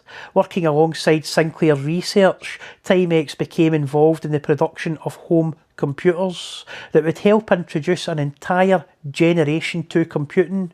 Machines that today look primitive, tiny memories, slow processors, cassette tapes instead of hard drives. But at the time they were revolutionary, because they didn't just allow people to use software, they encouraged people to create it. A handful of young people didn't simply stop at playing games. They were learning how computers worked, typing machine code, then basic language programs, a forebear of many future programming languages. Code samples could be obtained from magazines. Some of those magazines were published by local Dundee media behemoth DC Thomson, but more on them later. People were experimenting, breaking things, fixing things, learning. And that turned out to be far more important than anyone at the time realised, because the true legacy of those early home computers wasn't the hardware itself. Most of those machines have long since disappeared. The real legacy was the people. The children who became programmers, the hobbyists who became serious developers, the enthusiasts who formed clubs, shared ideas and taught each other. And nowhere was that more evident than in Dundee, because as computers began finding their way into homes across the city, a new culture started to emerge, a culture of experimentation, a culture of creativity, and a culture that would eventually produce some of the most influential figures in the history of video games, including one young Dundonian whose story is about to become very important indeed. His name was David Jones, and this is where the story becomes truly extraordinary. One of the most common mistakes that people make when looking back at history is assuming that successful people always looked successful, as though the future founders of major companies somehow arrived in the world wearing a sign around their neck that said "Future Industry Leader." But that isn't how life works, and it certainly wasn't how it worked in Dundee during the early 1980s. Because before Grand Theft Auto, before DMA Design, before Lemmings, David Jones was simply another young Dundonian fascinated by computers. Like many young enthusiasts of that era, he was part of a growing community of people who were beginning to explore what these new machines could do. Not just as users, but as creators. One of the places where the enthusiasts gathered was the Kingsway Amateur Computer Club, or KACC. Today it might seem difficult to understand the importance of clubs like this. After all, if you have a programming question, you can now ask the internet. You can watch a tutorial on YouTube, join an online forum, or speak to people on the other side of the world instantly. Back then, none of that existed. If you wanted to learn about computers, you found other people interested in computers. You met in person, you exchanged ideas, and you shared knowledge. You learned together, and clubs like KACC became an important meeting place for a generation of future programmers, developers, and technology enthusiasts. What emerged wasn't simply a hobby, it was a culture built around curiosity, experimentation, problem solving, and creativity.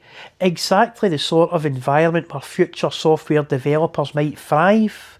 Looking back now, it's tempting to focus on the individuals who became successful, but that's only part of the story. The wider truth is that Dundee was quietly building something unique, a growing pool of technical talent, young people teaching themselves the programming skills that schools often weren't teaching. They didn't have the equipment at the time to teach it, learning through trial and error, making mistakes, starting again, and gradually becoming remarkably capable. David Jones was one of those people, and like many young people in Dundee at the time, he still needed a job. His hobby had to be paid for after all. Every watch collector knows about that.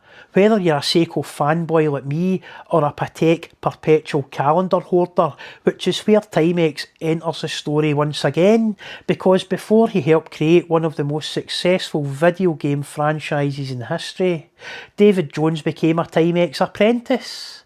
And that is where the next chapter begins. So how exactly does a TIMEX apprentice end up helping to create Grand Theft Auto?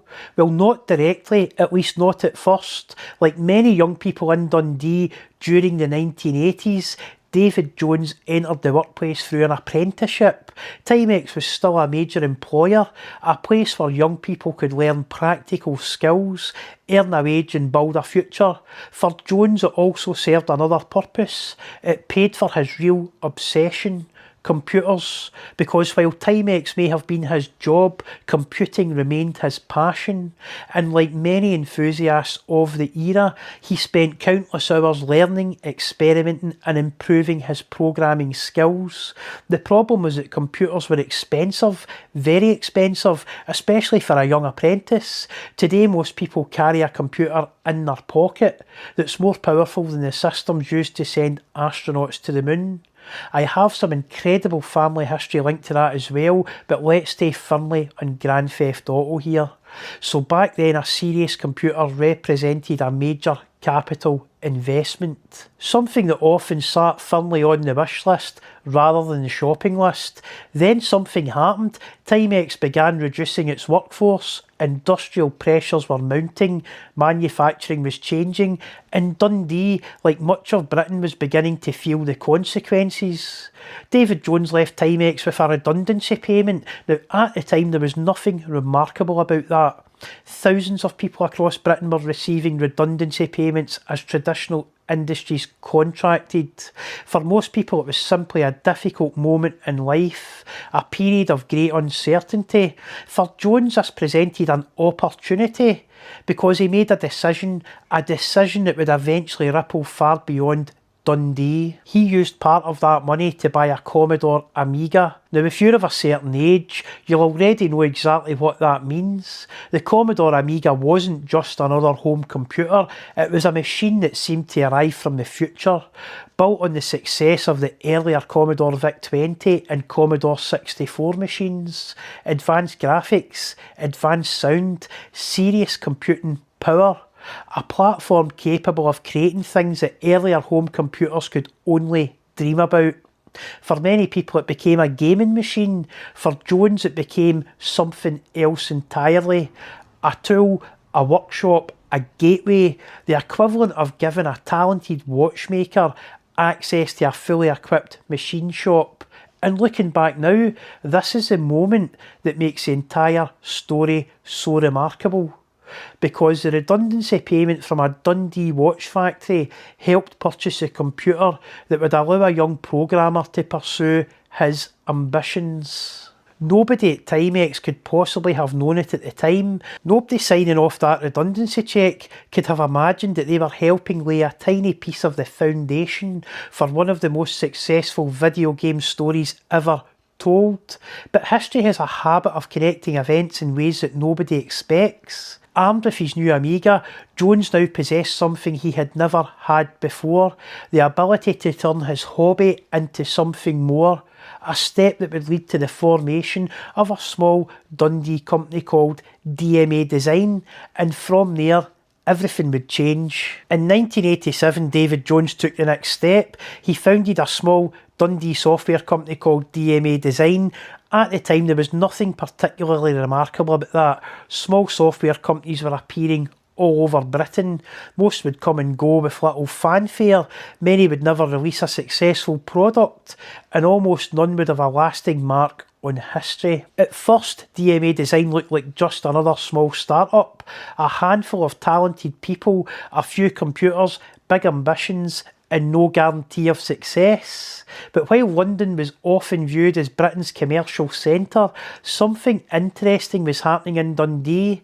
The city had quietly begun producing technically skilled young people in surprisingly high numbers. People who had grown up around the home computer revolution. People who had taught themselves programming, people who viewed technology not as something mysterious, but as something that they could understand and create with. DMA Design drew from that environment, and slowly the company began building a reputation, not overnight, not through luck, but through persistence. The compounding effect. Like many small software companies of the era, DMA took on contract work, the sort of jobs that paid the bills, while bigger ambitions were pursued in the background. It wasn't glamorous, but it kept the lights on, and more importantly, it allowed experience to accumulate. Skills improved, techniques evolved, confidence grew. The company was learning its craft at an exponential rate, much like an apprentice watchmaker before producing a masterpiece. Then came a breakthrough, a game that almost didn't happen, a game inspired by a simple animation. Tiny green-haired creatures marching mindlessly towards disaster. Perhaps a metaphor for what was happening to the industrial workforce of Britain at the time.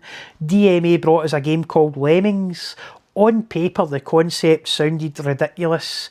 Guide hundreds of tiny creatures safely through increasingly difficult levels by assigning them specific tasks. Diggers, builders, blockers, bombers, simple to understand but incredibly difficult to master, and strangely addictive. Nobody could have predicted what happened next. Lemmings became a global phenomenon. The game sold in huge numbers. It appeared in countless platforms, it won awards, and it introduced DMA Design to a global audience. Suddenly Dundee wasn't simply producing software, it was producing world-class software. For the first time, a small company from Dundee had demonstrated that a Scottish game studio could compete with anyone. The success of Lemmings transformed DMA Design. It brought credibility, it brought opportunity, and perhaps most importantly, it brought confidence. The confidence to take bigger risks, to pursue more ambitious ideas, to think beyond puzzle games, because while Lemmings would become one of the most beloved video games of its generation, it wasn't the game that would define DMA Design. That game was still to come, a game that would begin life as an experimental project, a game that many people initially dismissed, a game that would eventually become one of the most successful entertainment franchises ever created, Grand Theft Auto, and that is where our story takes another unexpected turn. Now, if you're under a certain age, it can be difficult to appreciate just how different the original Grand Theft Auto was from the modern franchise. There were no sprawling cinematic storylines, no Hollywood voice acting, no motion capture, no multi-million dollar budgets. The original Grand Theft Auto games were viewed from above, top down, tiny cars, tiny characters, tiny cities, quirky controls, and hardware limitations everywhere you looked. From a technical perspective, they were incredibly impressive. DMA design pushed the computers and consoles of the era remarkably hard. The games were ambitious, they were addictive, and they were fun. But looking back now, something was still missing. The secret sauce, the ingredient that would eventually transform Grand Theft Auto from a successful game into a cultural phenomenon. And this is where our story takes another unexpected detour, because you might remember I briefly mentioned DC Thomson earlier, the Dundee publishing giant behind generations of British comics and magazines, publishers of the Beano, the Dandy, and countless other titles that shaped the childhood of millions, including mine, and probably quite a few of yours too. Now, I'm not suggesting that Grand Theft Auto was inspired by Dennis the Menace, at least not entirely, but I do think there is an interesting cultural thread running through Dundee. A particular sense of humour, a willingness to be mischievous, to poke fun at authority, to challenge convention, to find absurdity in everyday life. The Beano did it, the Dandy did it, and years later, Grand Theft Auto would do it too. Admittedly, with considerably more crime, explosions, and questionable life choices. Perhaps Dennis had grown up a real bad lad.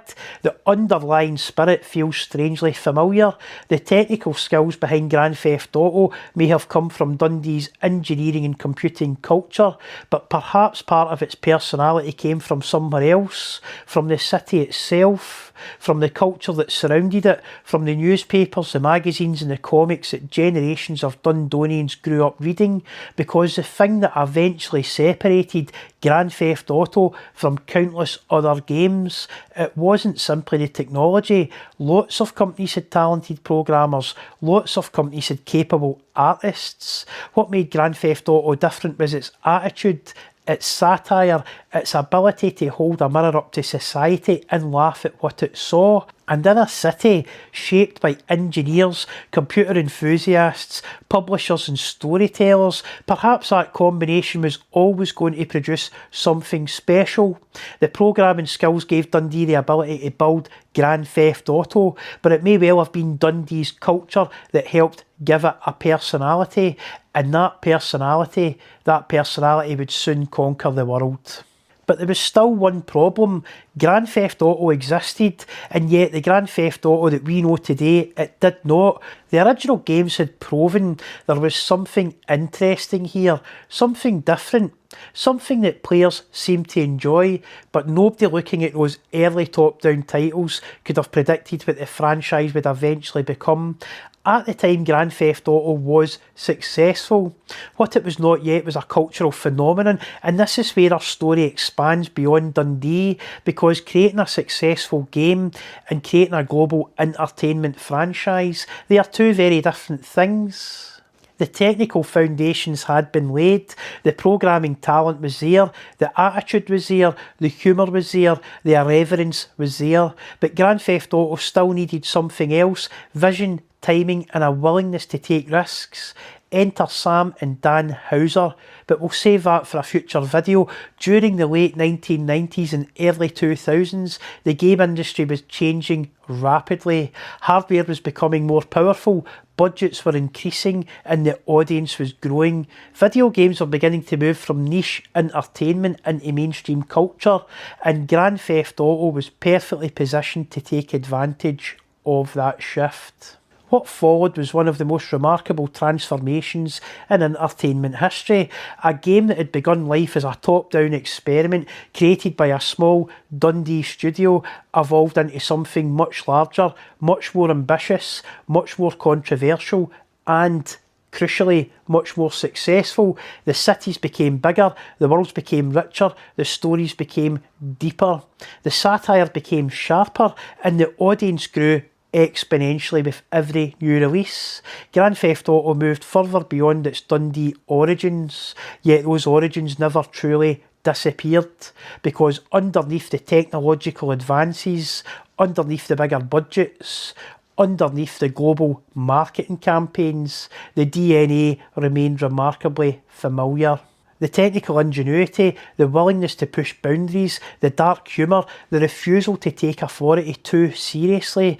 Many of the ingredients that had helped shape the original games were still there, just operating on a much larger stage and at a much higher level. By the time Grand Theft Auto 3 arrived, followed by Vice City and San Andreas, the transformation was complete. Grand Theft Auto was no longer simply a successful video game, it had become a cultural event, a franchise recognised across the globe, played by millions, discussed by politicians, condemned by campaigners, and embraced by an entire generation of players.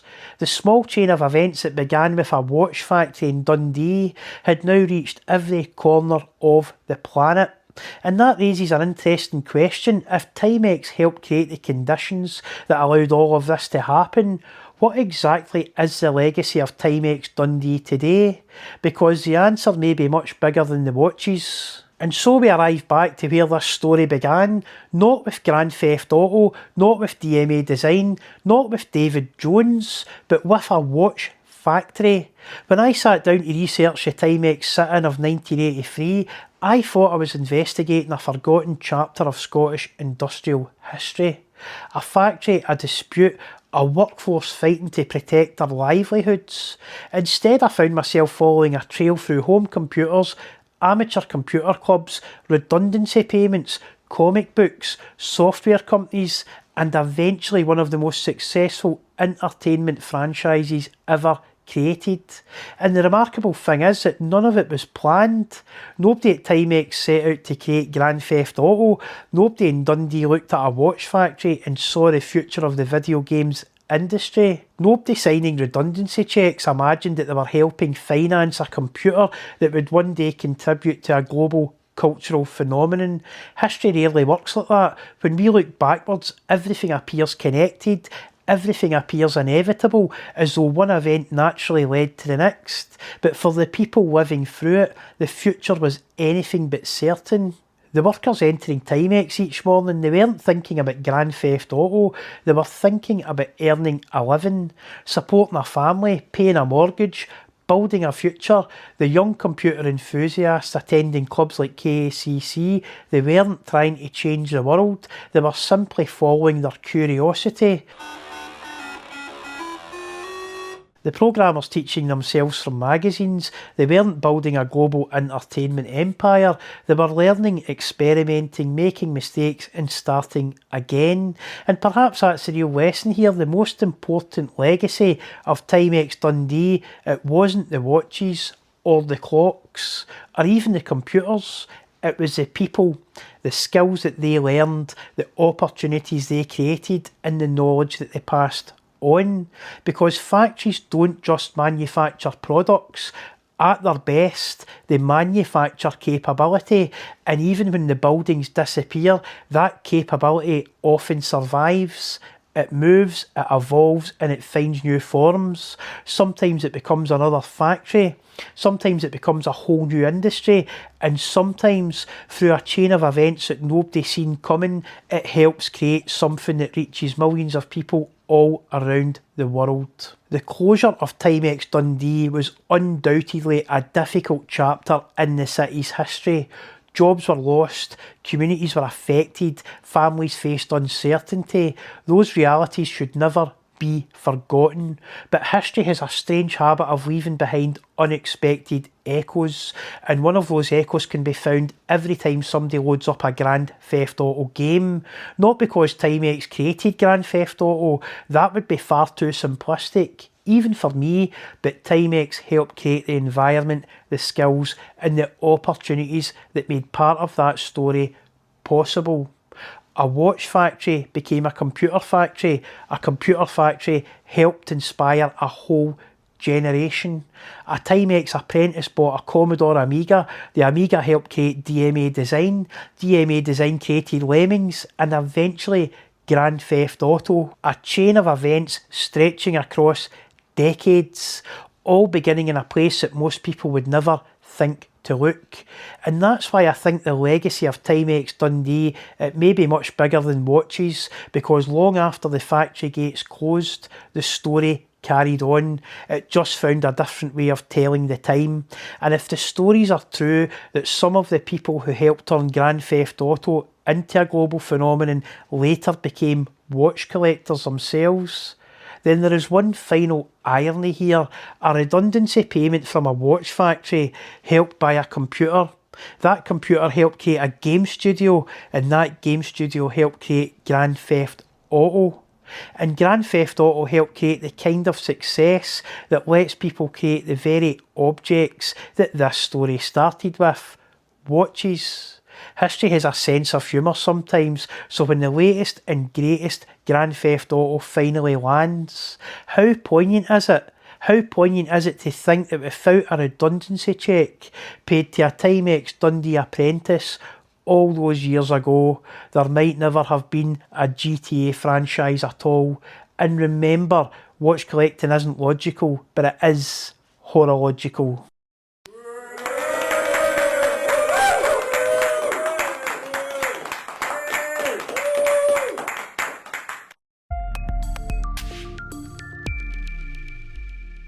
For a watch whose entire purpose is precision, it is perhaps fitting that some collectors were frustrated when it arrived late.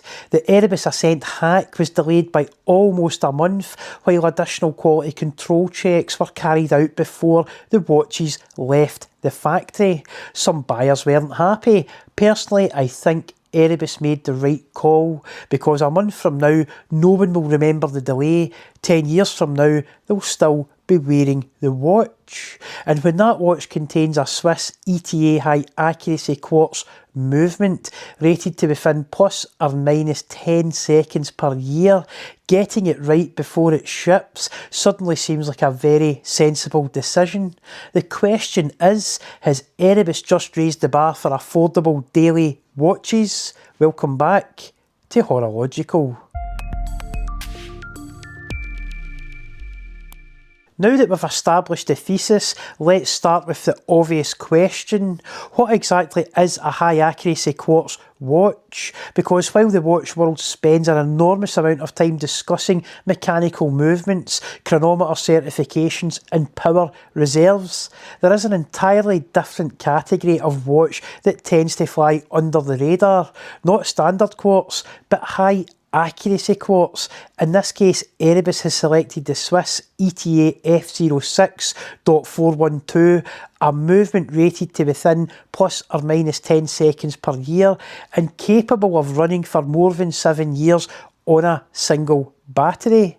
Think about that for a moment. Most enthusiasts would be delighted if a mechanical watch stayed within 10 seconds over the course of a week. This movement is aiming to do that over an entire year, and that changes the ownership experience completely. The watch community sometimes gets itself tied in knots over accuracy. After all, our phones tell perfect time, but that is missing the point. The appeal of a watch like this isn't absolute precision, it is freedom. You can leave it in a drawer, pick it up next week, next month, even next year, and there's every chance it will still be showing essentially the correct time. No winding, no power reserve anxiety, no setting ritual, just pick it up and go. And that's where the term grab and go watch actually earns its place. Now let's talk about the start of this particular watch, the dial, because unlike the mother of pearl version that I have previously reviewed, this watch takes a completely different approach. The white enamel dial is crisp, clean, restrained and very difficult to execute convincingly at this price point. What I particularly like is the way that the enamel works with the overall design language of the Ascent. Everything feels intentional, nothing is fighting for attention. The applied indices stand out sharply against the bright white backdrop. The handset remains highly legible, and the framed date window, it integrates cleanly into the overall design. There are no unnecessary distractions here, just clarity, and that clarity suits the hack concept perfectly. There is something distinctly Grand Seiko about the philosophy here, not because the watches look alike, but because both prioritise clarity, precision and restraint over spectacle. The difference, of course, is that one costs several £1,000s more than the other. If you've seen my previous review of the mechanical Ascent, much of the rest is going to feel really familiar, and that's because Erebus hasn't changed what already worked. The proportions remain excellent, 39mm across, 45mm lug to lug, just under 11mm thick. Those dimensions continue to strike a very sensible balance between presence and wearability. This is still a watch that wears smaller than the numbers suggest, and that's a compliment. A point of note is that the Ascent hack is around 10 grams lighter when sized for a 7-inch wrist when compared to the mechanical automatic version. Not a massive reduction, but for a daily wear that can actually make a surprising difference. It sits naturally on the wrist and it disappears when you want it to, which again aligns perfectly with the grab and go philosophy. The finishing remains impressive. The interplay between brushed and polished surfaces continues to be one of the strongest aspects of the watch. The transitional chamfers catch light beautifully and create far more visual interest than the price would suggest possible. Likewise, both bracelet options remain strong. The J bracelet here tapers nicely and it drapes around the wrist with no pinching and gives a distinct dress leaning aesthetic. The O-style bracelet leans the watch more into the sports Gada category, so it's certainly a versatile platform to spec this movement with. The end link integration is clean on both bracelets. The articulation is good on both bracelets, and the overall quality feels comfortably above what many enthusiasts expect from a watch at this price point. And this still feels like a watch that costs much more than it actually does. One area where my opinion hasn't really changed is the clasp. Technically it's a good clasp, milled, secure, well executed, micro adjust included, but it still feels oversized relative to the character of the watch. On the Erebus Titan, I felt it was a mismatch because the watch was clearly capable of more serious diving applications and should have came with a double security fold over. Here it's a mismatch for the opposite reason. The Ascent is elegant, restrained, compact. The clasp feels like it belongs to something larger. It's not a deal breaker, far from it, but it remains the one area where I think the overall system could be improved. Incidentally, while attending a couple of trade shows this year, there is a new version of this clasp available without those 4 side screws that hold the micro adjust mechanism visible, and that new clasp is also noticeably more discreet, and it would have been a great addition to a watch in this category. But I do understand that the pre-order for this watch was opened in December 2025, and the final specification of this watch would have been agreed just before that window opened. Perhaps Jodie and Stephen could get a batch of those new clasps laser engraved with the Erebus logo and stock them as an add-on accessory on the website. I certainly know a few collectors who would buy into that. And that's what makes the Ascent hack so interesting, because unlike many watches that succeed through a single standout feature, this one succeeds through balance. The dimensions make sense, the finishing makes sense, the dial makes sense, that movement, it makes sense, even the pricing makes complete sense. That small delay in delivery is of little consequence when you're getting something as well thought out and, more crucially, executed with many size and colour combination SKUs. There is a part of me saying condense the product line, guys, you're not Omega, but I do appreciate the absolute value of choice too. Erebus are clearly pushing their manufacturing partner extremely hard. As usual, you get the Erebus 2-year international warranty, but even better, you get a filled out warranty card and communication that Alexander Graham Bell would be proud of. Collectors may not have enjoyed waiting, but nobody was left wondering what was happening because communication throughout the delay was frequent, detailed and transparent. In fact, standing here at the memorial to Henry Bell, it feels oddly appropriate to mention it. The watch arrived late, but the message certainly didn't. Fair play to you guys. Which brings us back to the question we asked at the very beginning. Has Erebus just raised the bar for affordable daily watches? So with all the launch drama now firmly behind us, there is one burning question left to answer. Just how accurate is this watch in the real world? Well, in now typical horological fashion, we're not simply going to take the specification sheet at face value. Instead, we have put the Erebus Ascent 39 hack up against Atomic Time. But not only that, we've also put it head to head against a Grand Seiko Skyflake Spring Drive for an entire month. So if you want to see the results of that test, now would be a good time to subscribe. Does the Erebus Ascent hack live up to its budget Grand Seiko aspirations, or does it stumble somewhere along the way? Am I about to find myself in serious trouble with the Grand Seiko fanboys, or is the established hierarchy of the watch world still perfectly intact and safe? One thing is for certain, we're going to find out. And remember, watch collecting isn't logical, but it is horological. One of these 4 watches lost nearly half a minute in just 33 days. One finished almost perfectly on time, and the watch that I expected to win didn't. So after 33 days against Atomic Time, which quirky quartz watch actually came out on top? Welcome back to Horological. So first up, the TIMEX Expedition Scout Snoopy. Now on paper, this is very much a watch from the value end of the market. A plated base metal case, a stainless steel case back, a simple quartz movement, a simple noisy quartz movement, and a price point designed to be accessible rather than aspirational. Now why would a collector who owns Rolex, Omega, Panerai, several Seikos deliberately buy a watch like this? Because for me this watch represents something far more important than specifications.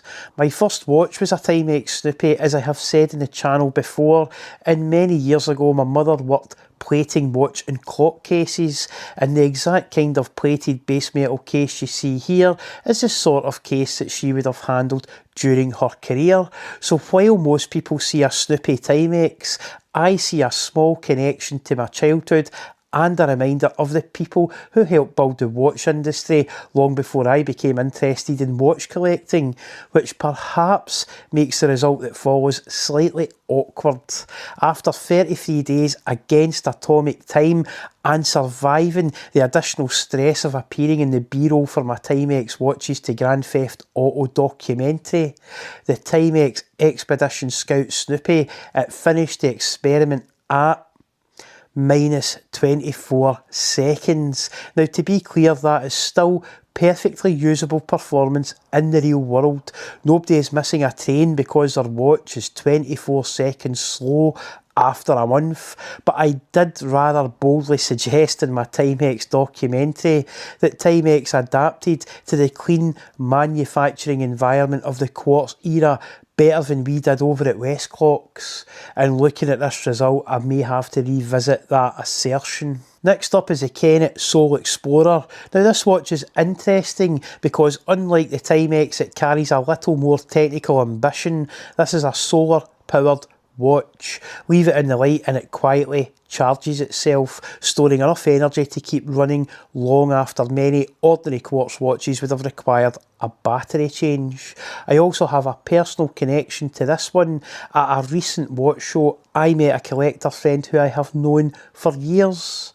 He offered to introduce me to Tom Kennett as I inquired about a social media post about the Soul Explorer between Tom Kennett and himself a year before. I'll put a card above to my review of the Soul Explorer that came out of that watch show encounter. The prototype samples for the Soul Explorer went backwards and forwards several times before the final production watch was signed off. Tom Kennett was determined to get the details right, and there was genuine collaboration and refinement throughout the development process. What I have always liked about the Soul Explorer is that it feels honest. It knows exactly what it is trying to be, a practical, solar-powered, everyday watch with a bit of character and a sensible price point. Now, given that solar technology often carries an aura of technical superiority, you might reasonably expect the Soul Explorer to comfortably outperform the TIMEX. And to be fair, it did. After 33 days against atomic time, the Kennett Soul Explorer finished the experiment at +3 seconds. Now we're talking a very respectable result. In fact, at this point in the test, the Soul Explorer moves comfortably into first place, which also creates a problem.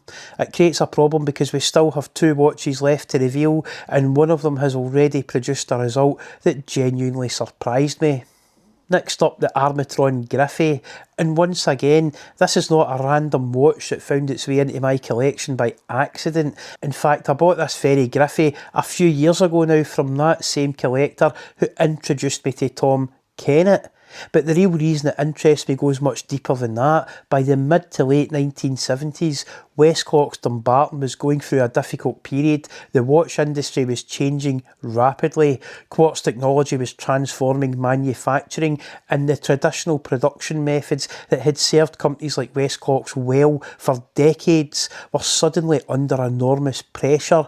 As I have mentioned a few times now, adapting to the cleaner and more electronics-focused world of quartz production was not always straightforward in a factory designed for mechanical assembly. One of the ways that Westclox attempted to mitigate and navigate that transition was through partnerships and sourcing arrangements with companies already experienced in quartz technology. One of those companies was Armatron. In fact, when Westclox was trying to scale reliable quartz production and products such as radio alarm clocks, Armatron supplied modular quartz systems played a role in that journey. I can still remember seeing a prototype red LED radio alarm clock as a small child.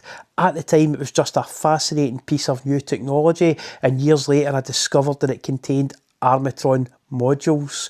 I'm going to do a deep dive in this very subject, so get subscribed to the channel and we'll have a look at this in finer detail maybe in the autumn. So while this Griffey might appear to be an unusual choice in a collection that also contains some heavy-hitting watches, it represents another small piece of a much larger family story arc.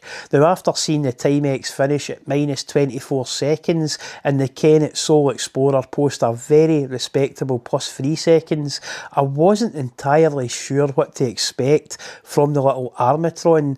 After 33 days against atomic time, the Armatron Griffey finished the experiment at -3 seconds, losing just 3 seconds against atomic time over 33 days.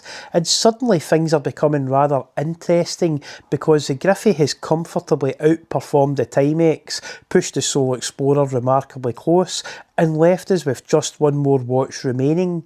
But before we reveal the final watch, it is probably worth explaining exactly how these measurements were made, because every experiment needs a benchmark, and in this case the benchmark is my Casio G-Shock GWM 5610U1ER, Horological's official railway clock. Now, technically speaking, the quartz module inside the 5610U is itself rated at ±15 seconds per month, which is already very respectable performance, but that isn't why it sits at the centre of these experiments. The reason is multiband 6.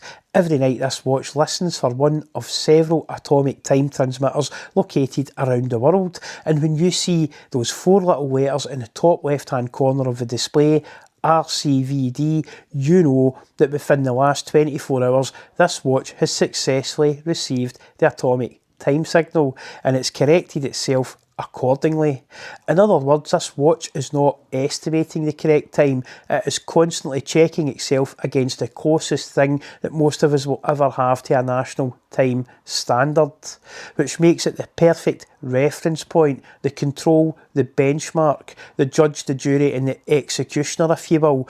Every result in this experiment has been measured against this watch. So while the margins between some of our quirky contenders are extremely small, every single one of them has spent the last 33 days trying to keep pace with a watch that quietly corrects itself against atomic time every single night.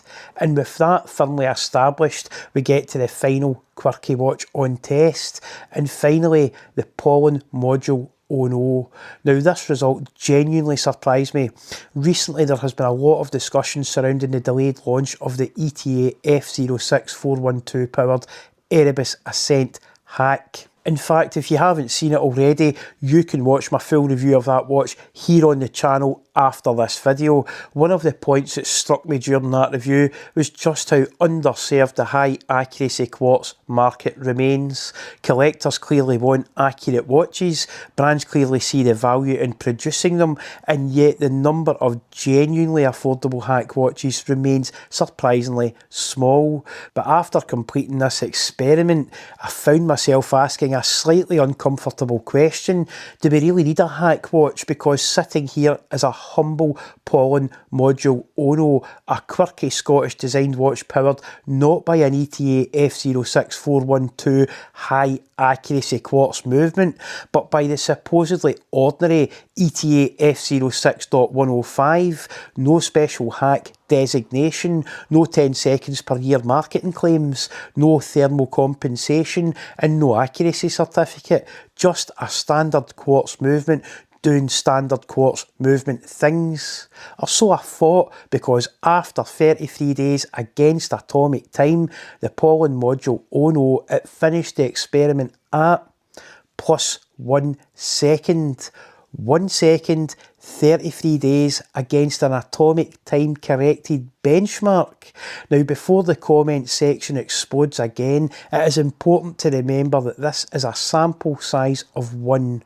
Individual quartz movements can vary, environmental conditions can vary, and this result should not be interpreted as a formal performance specification.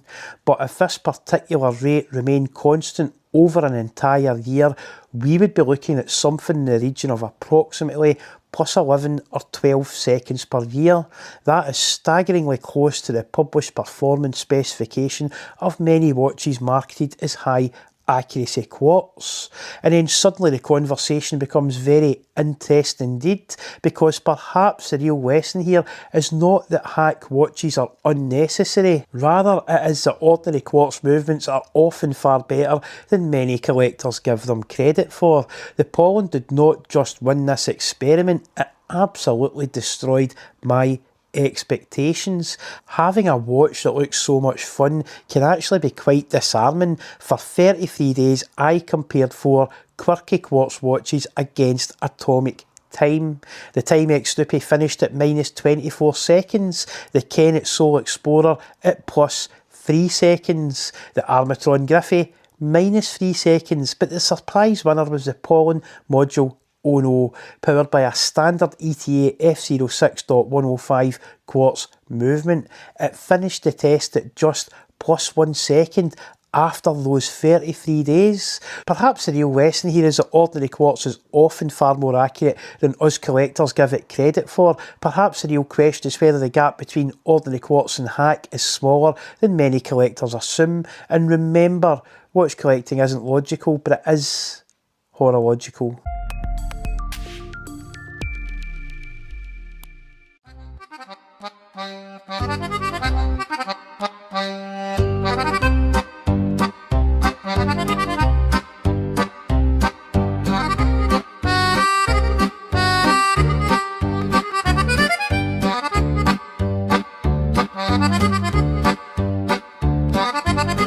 Squale created the Rolex Submariner? Really?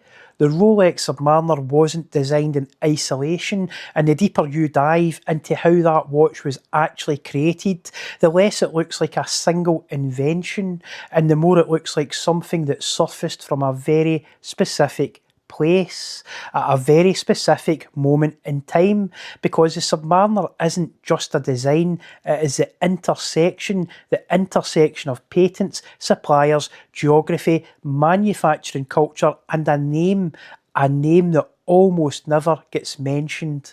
Charles von Büren, welcome back to Horological.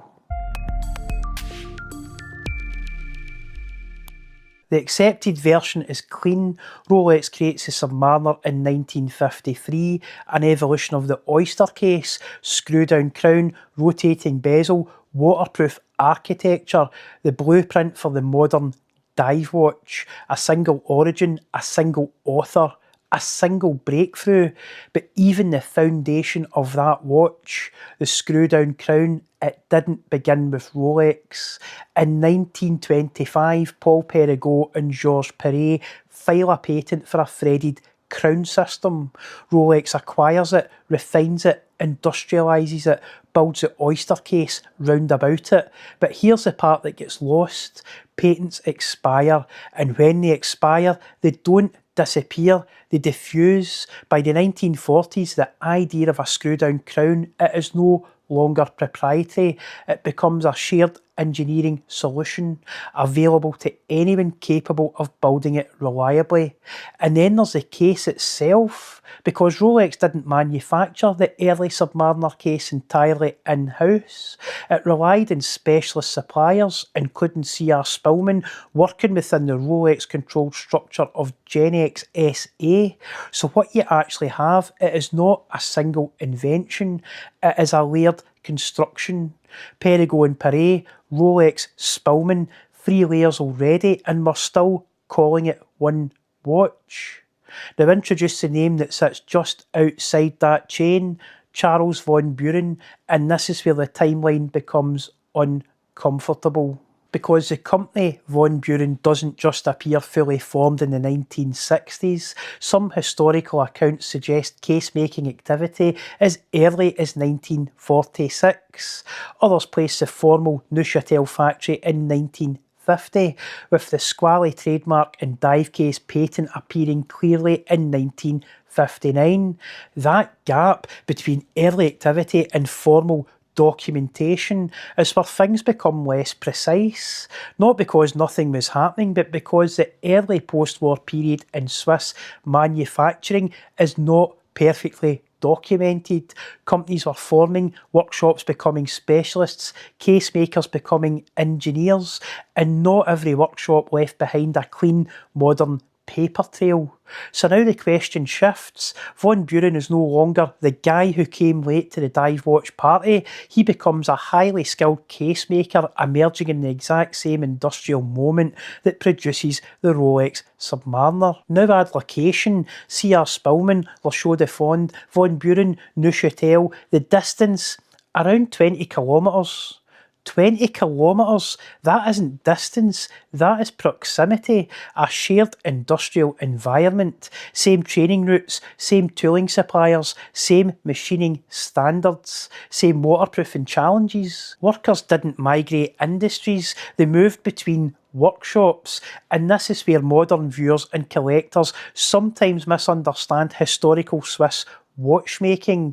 These weren't isolated factories operating in different worlds. Case makers, machinists, tool makers and engineers all existed within a remarkably small industrial network. Knowledge didn't need a patent assignment or a signed NDA contract. Sometimes it simply travelled with the people themselves. This is a very historical Swiss thing, where in the winter farmers would make watches and would travel between workshops with their individual skill sets. Now step back and look at the problem. How do you seal a crown under pressure? How do you maintain case integrity at depth? How do you build reliably into a mechanical object that's going to be underwater? And then remember the core solution, threaded crown sealing. It is now available to anyone capable of executing it, because if you're waiting for a signed document proving influence, you're misunderstanding how this industry worked back then, and this is proven by the fact that not everyone even chose the same solution. The first Blancpain 50 Fathoms didn't use the same approach. Instead, it had gasket-based sealing, always sealed, no reliance on user behaviour. Arguably a better implementation, because Blancpain didn't just engineer a watch, it engineered a watch around human error. You can't forget to screw the crown down. Now you have Rolex, screw down crown system, Blancpain, gasket-based architecture, von Büren, emerging dive case specialist, officially by 1959, but in reality much longer before that. They later became Squale, all solving the same problem at the same time in the same region. So was von Büren involved in the Submariner 6204 or the 6205 case?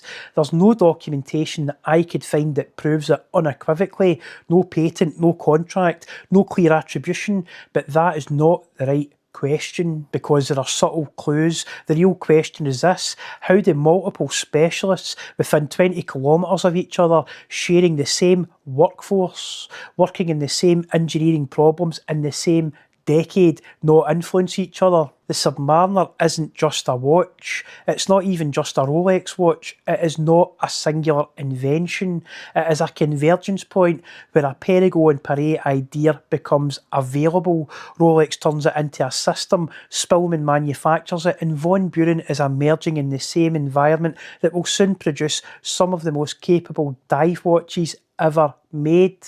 So no, there's no concrete proof von Büren helped design the Submariner case, although they had shared staff with Spillman, subcontract artisans, independent master case polishers, gasket fitters and tool makers frequently moved between Spillman's factory and von Büren's workshop, depending on who held the larger active contract at a given time. I also found evidence they shared the same specialist foundries. Both makers relied heavily on the same regional metallurgy specialists to source the heavy corrosion-resistant steel blanks required to forge their waterproof watch cases. The Submariner clearly wasn't built alone. It was built inside an expansive ecosystem. Longines themselves had the first commercially available rotating bezel tool implementation with the Weems second setting from 1927. Rolex had the 1937 Zerograph with a timing interval bezel. Blancpain has the first commercially available dive timing bezel in 1953. The Rolex Submariner surfaced in 1953 but was not commercially available until 1954. And yet people call the Squale 1545 a homage. Watch collecting isn't logical, but it is horological. Kennett Watches exposed, front and back. No hidden scandal, no manufacturing controversy. Just a watch that quite literally leaves almost nowhere to hide.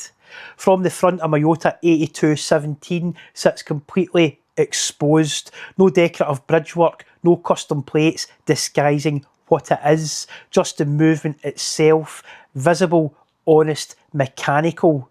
Turn it over and the story continues. The exhibition caseback reveals the other side of the very same machine, which immediately made me wonder, because in watch collecting there's usually no such thing as a free lunch. If you're getting this much mechanical theatre, this much transparency and this much visual interest at a genuinely accessible price, surely there has to be a catch. So over the last couple of weeks I've been trying to find it. Did I succeed? Welcome back to Horological. Now before we go any further, full transparency, this watch is on loan from Kennett. There has been no editorial control, no script approval, no influence over my opinions whatsoever.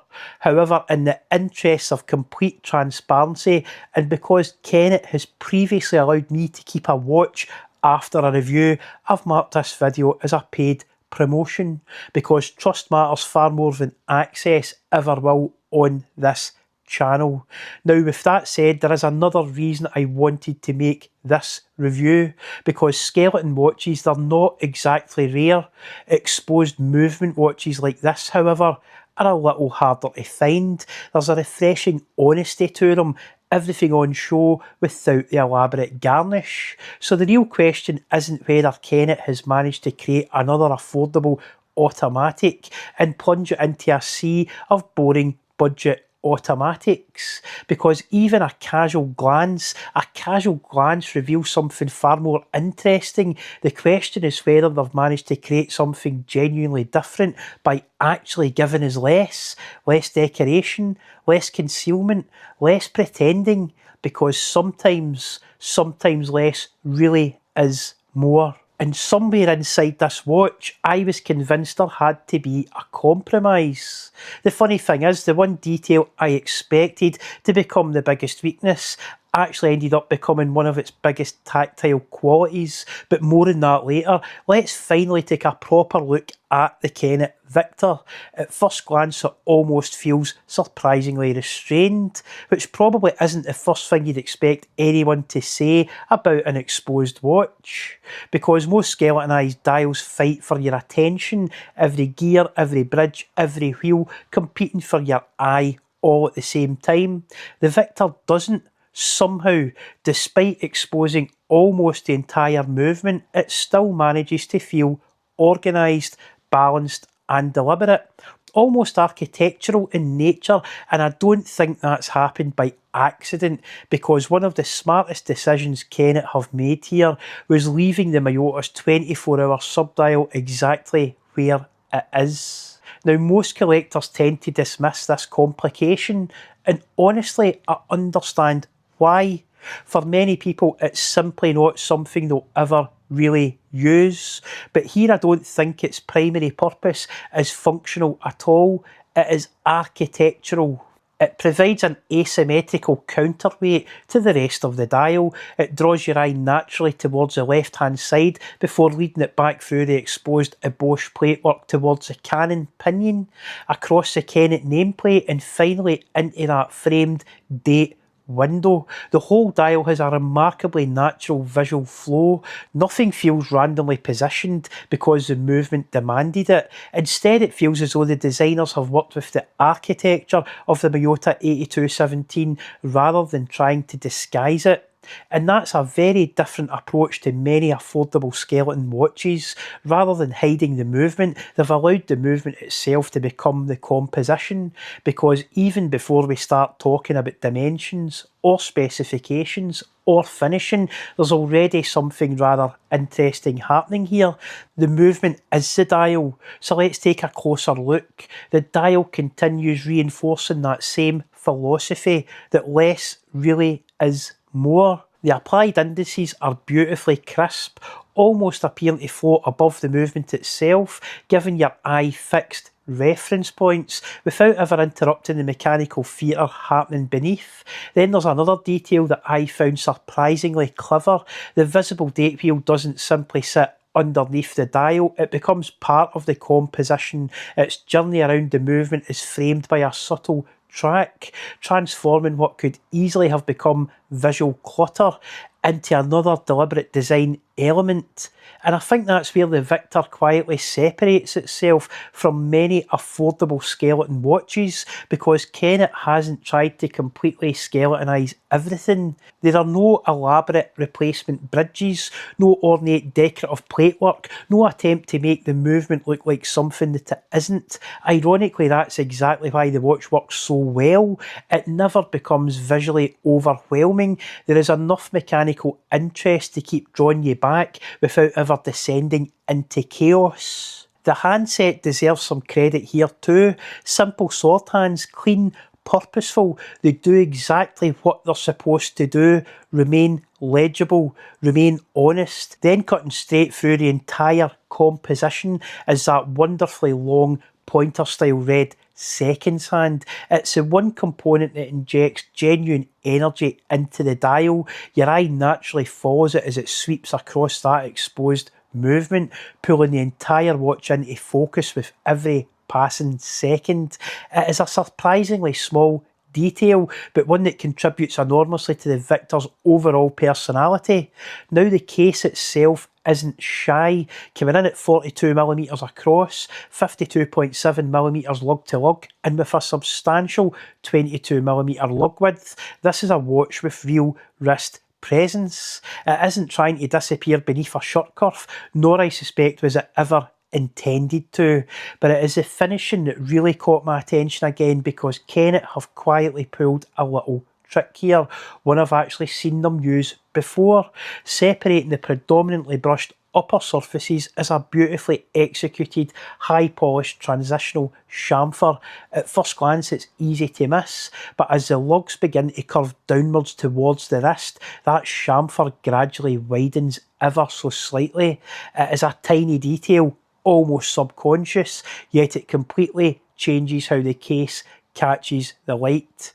Instead of feeling like a simple brush block of stainless steel, the watch suddenly develops shape, depth, presence, far beyond what the dimensions alone would suggest. It is another reminder that good case design rarely shouts, it whispers. And once you notice details like this, it is remarkably difficult to stop seeing them. It is exactly the sort of subtle refinement that rendered marketing images rarely capture, but one that becomes immediately obvious the moment you start handling the watch in natural light. Now let's talk about what many people will probably assume is the compromise. The crystal. Kennett has chosen a flat mineral crystal, no sapphire, no anti-reflective coating, and I can almost hear the comment section already, but surely that's the catch. Honestly, I don't think it is. Now, before anyone reaches for that keyboard, I've discussed mineral crystal on this channel before, and my opinion hasn't really changed. Yes, sapphire is harder. No one is disputing that, but hardness isn't the only characteristic that matters. A flat mineral crystal like this has a wonderfully honest vintage clarity to it, without relying on layers and layers of anti-reflective coating to control reflections. It simply lets the watch look like a watch, and personally, I rather like that. I'd happily sacrifice some ultimate scratch resistance to achieve this cleaner, more traditional aesthetic. There's another practical advantage too. Mineral crystal is generally less prone to catastrophic shattering than sapphire under a sharp impact. So while it may pick up the occasional scratch more readily, but you can take that out with Polywatch, it's hardly the disaster that some collectors automatically assume it to be. In fact, for a watch like the Viktor, I think it suits the overall philosophy perfectly. Less complication, less intervention, less pretending. So no, for me, this isn't the Achilles heel of this watch. And when you combine that flat mineral crystal with the mineral exhibition caseback, a mineral sandwich, if you like, the whole concept starts making even more sense, because the rear of the watch reveals a slightly more decorated side of the Miyota 8217 than you might expect from the front. It's not trying to masquerade as haute horology, and nor should it, but there's just enough finishing touches to reward your curiosity once you turn the watch over. Viewed together, front and back, the Viktor becomes something rather unusual. You're not simply looking through a dial, you're looking through the entire watch. It is a continuous mechanical experience, one uninterrupted journey from crystal through the movement to the exhibition caseback, and that's what makes the Viktor feel genuinely distinctive, not because it's the most elaborately skeletonized watch that you're ever going to see, but because it is the confidence to let the movement speak for itself. Once again, less really is more. And then there's the bezel, an aluminium bezel, or aluminum if you indulge, in a watch world that's becoming increasingly dominated by ceramic bezels. Now on paper, some people will immediately see that as another compromise. I didn't, because aluminium or aluminum does something ceramic rarely manages. It carries character, and this one has it. It has it in abundance. The first thing I noticed wasn't the insert, it was the feel. There's the slightest hint of honest backplay as the teeth settle against the unidirectional ratchet.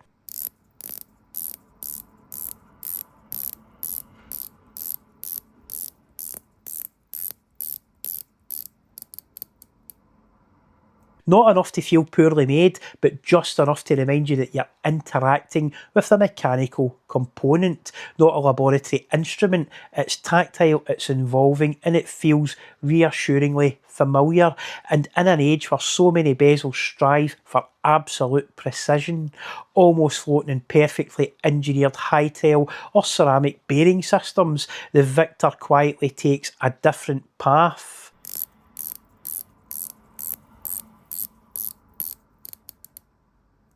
This feels vintage, not artificially aged, not manufactured nostalgia, just genuinely reminiscent of the way a well-made timing bezel used to feel.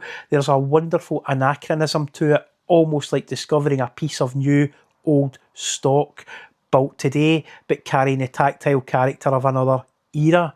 And somehow that suits the Viktor perfectly, because this watch has never been about chasing the latest trend. It is about embracing honest mechanics, honest materials, and honest interactions. Once again, what initially looked like a compromise ended up becoming one of the watch's designing characteristic strengths. Which brings us to the movement itself. Because exposing a movement is one thing, choosing which movement to expose is something else entirely.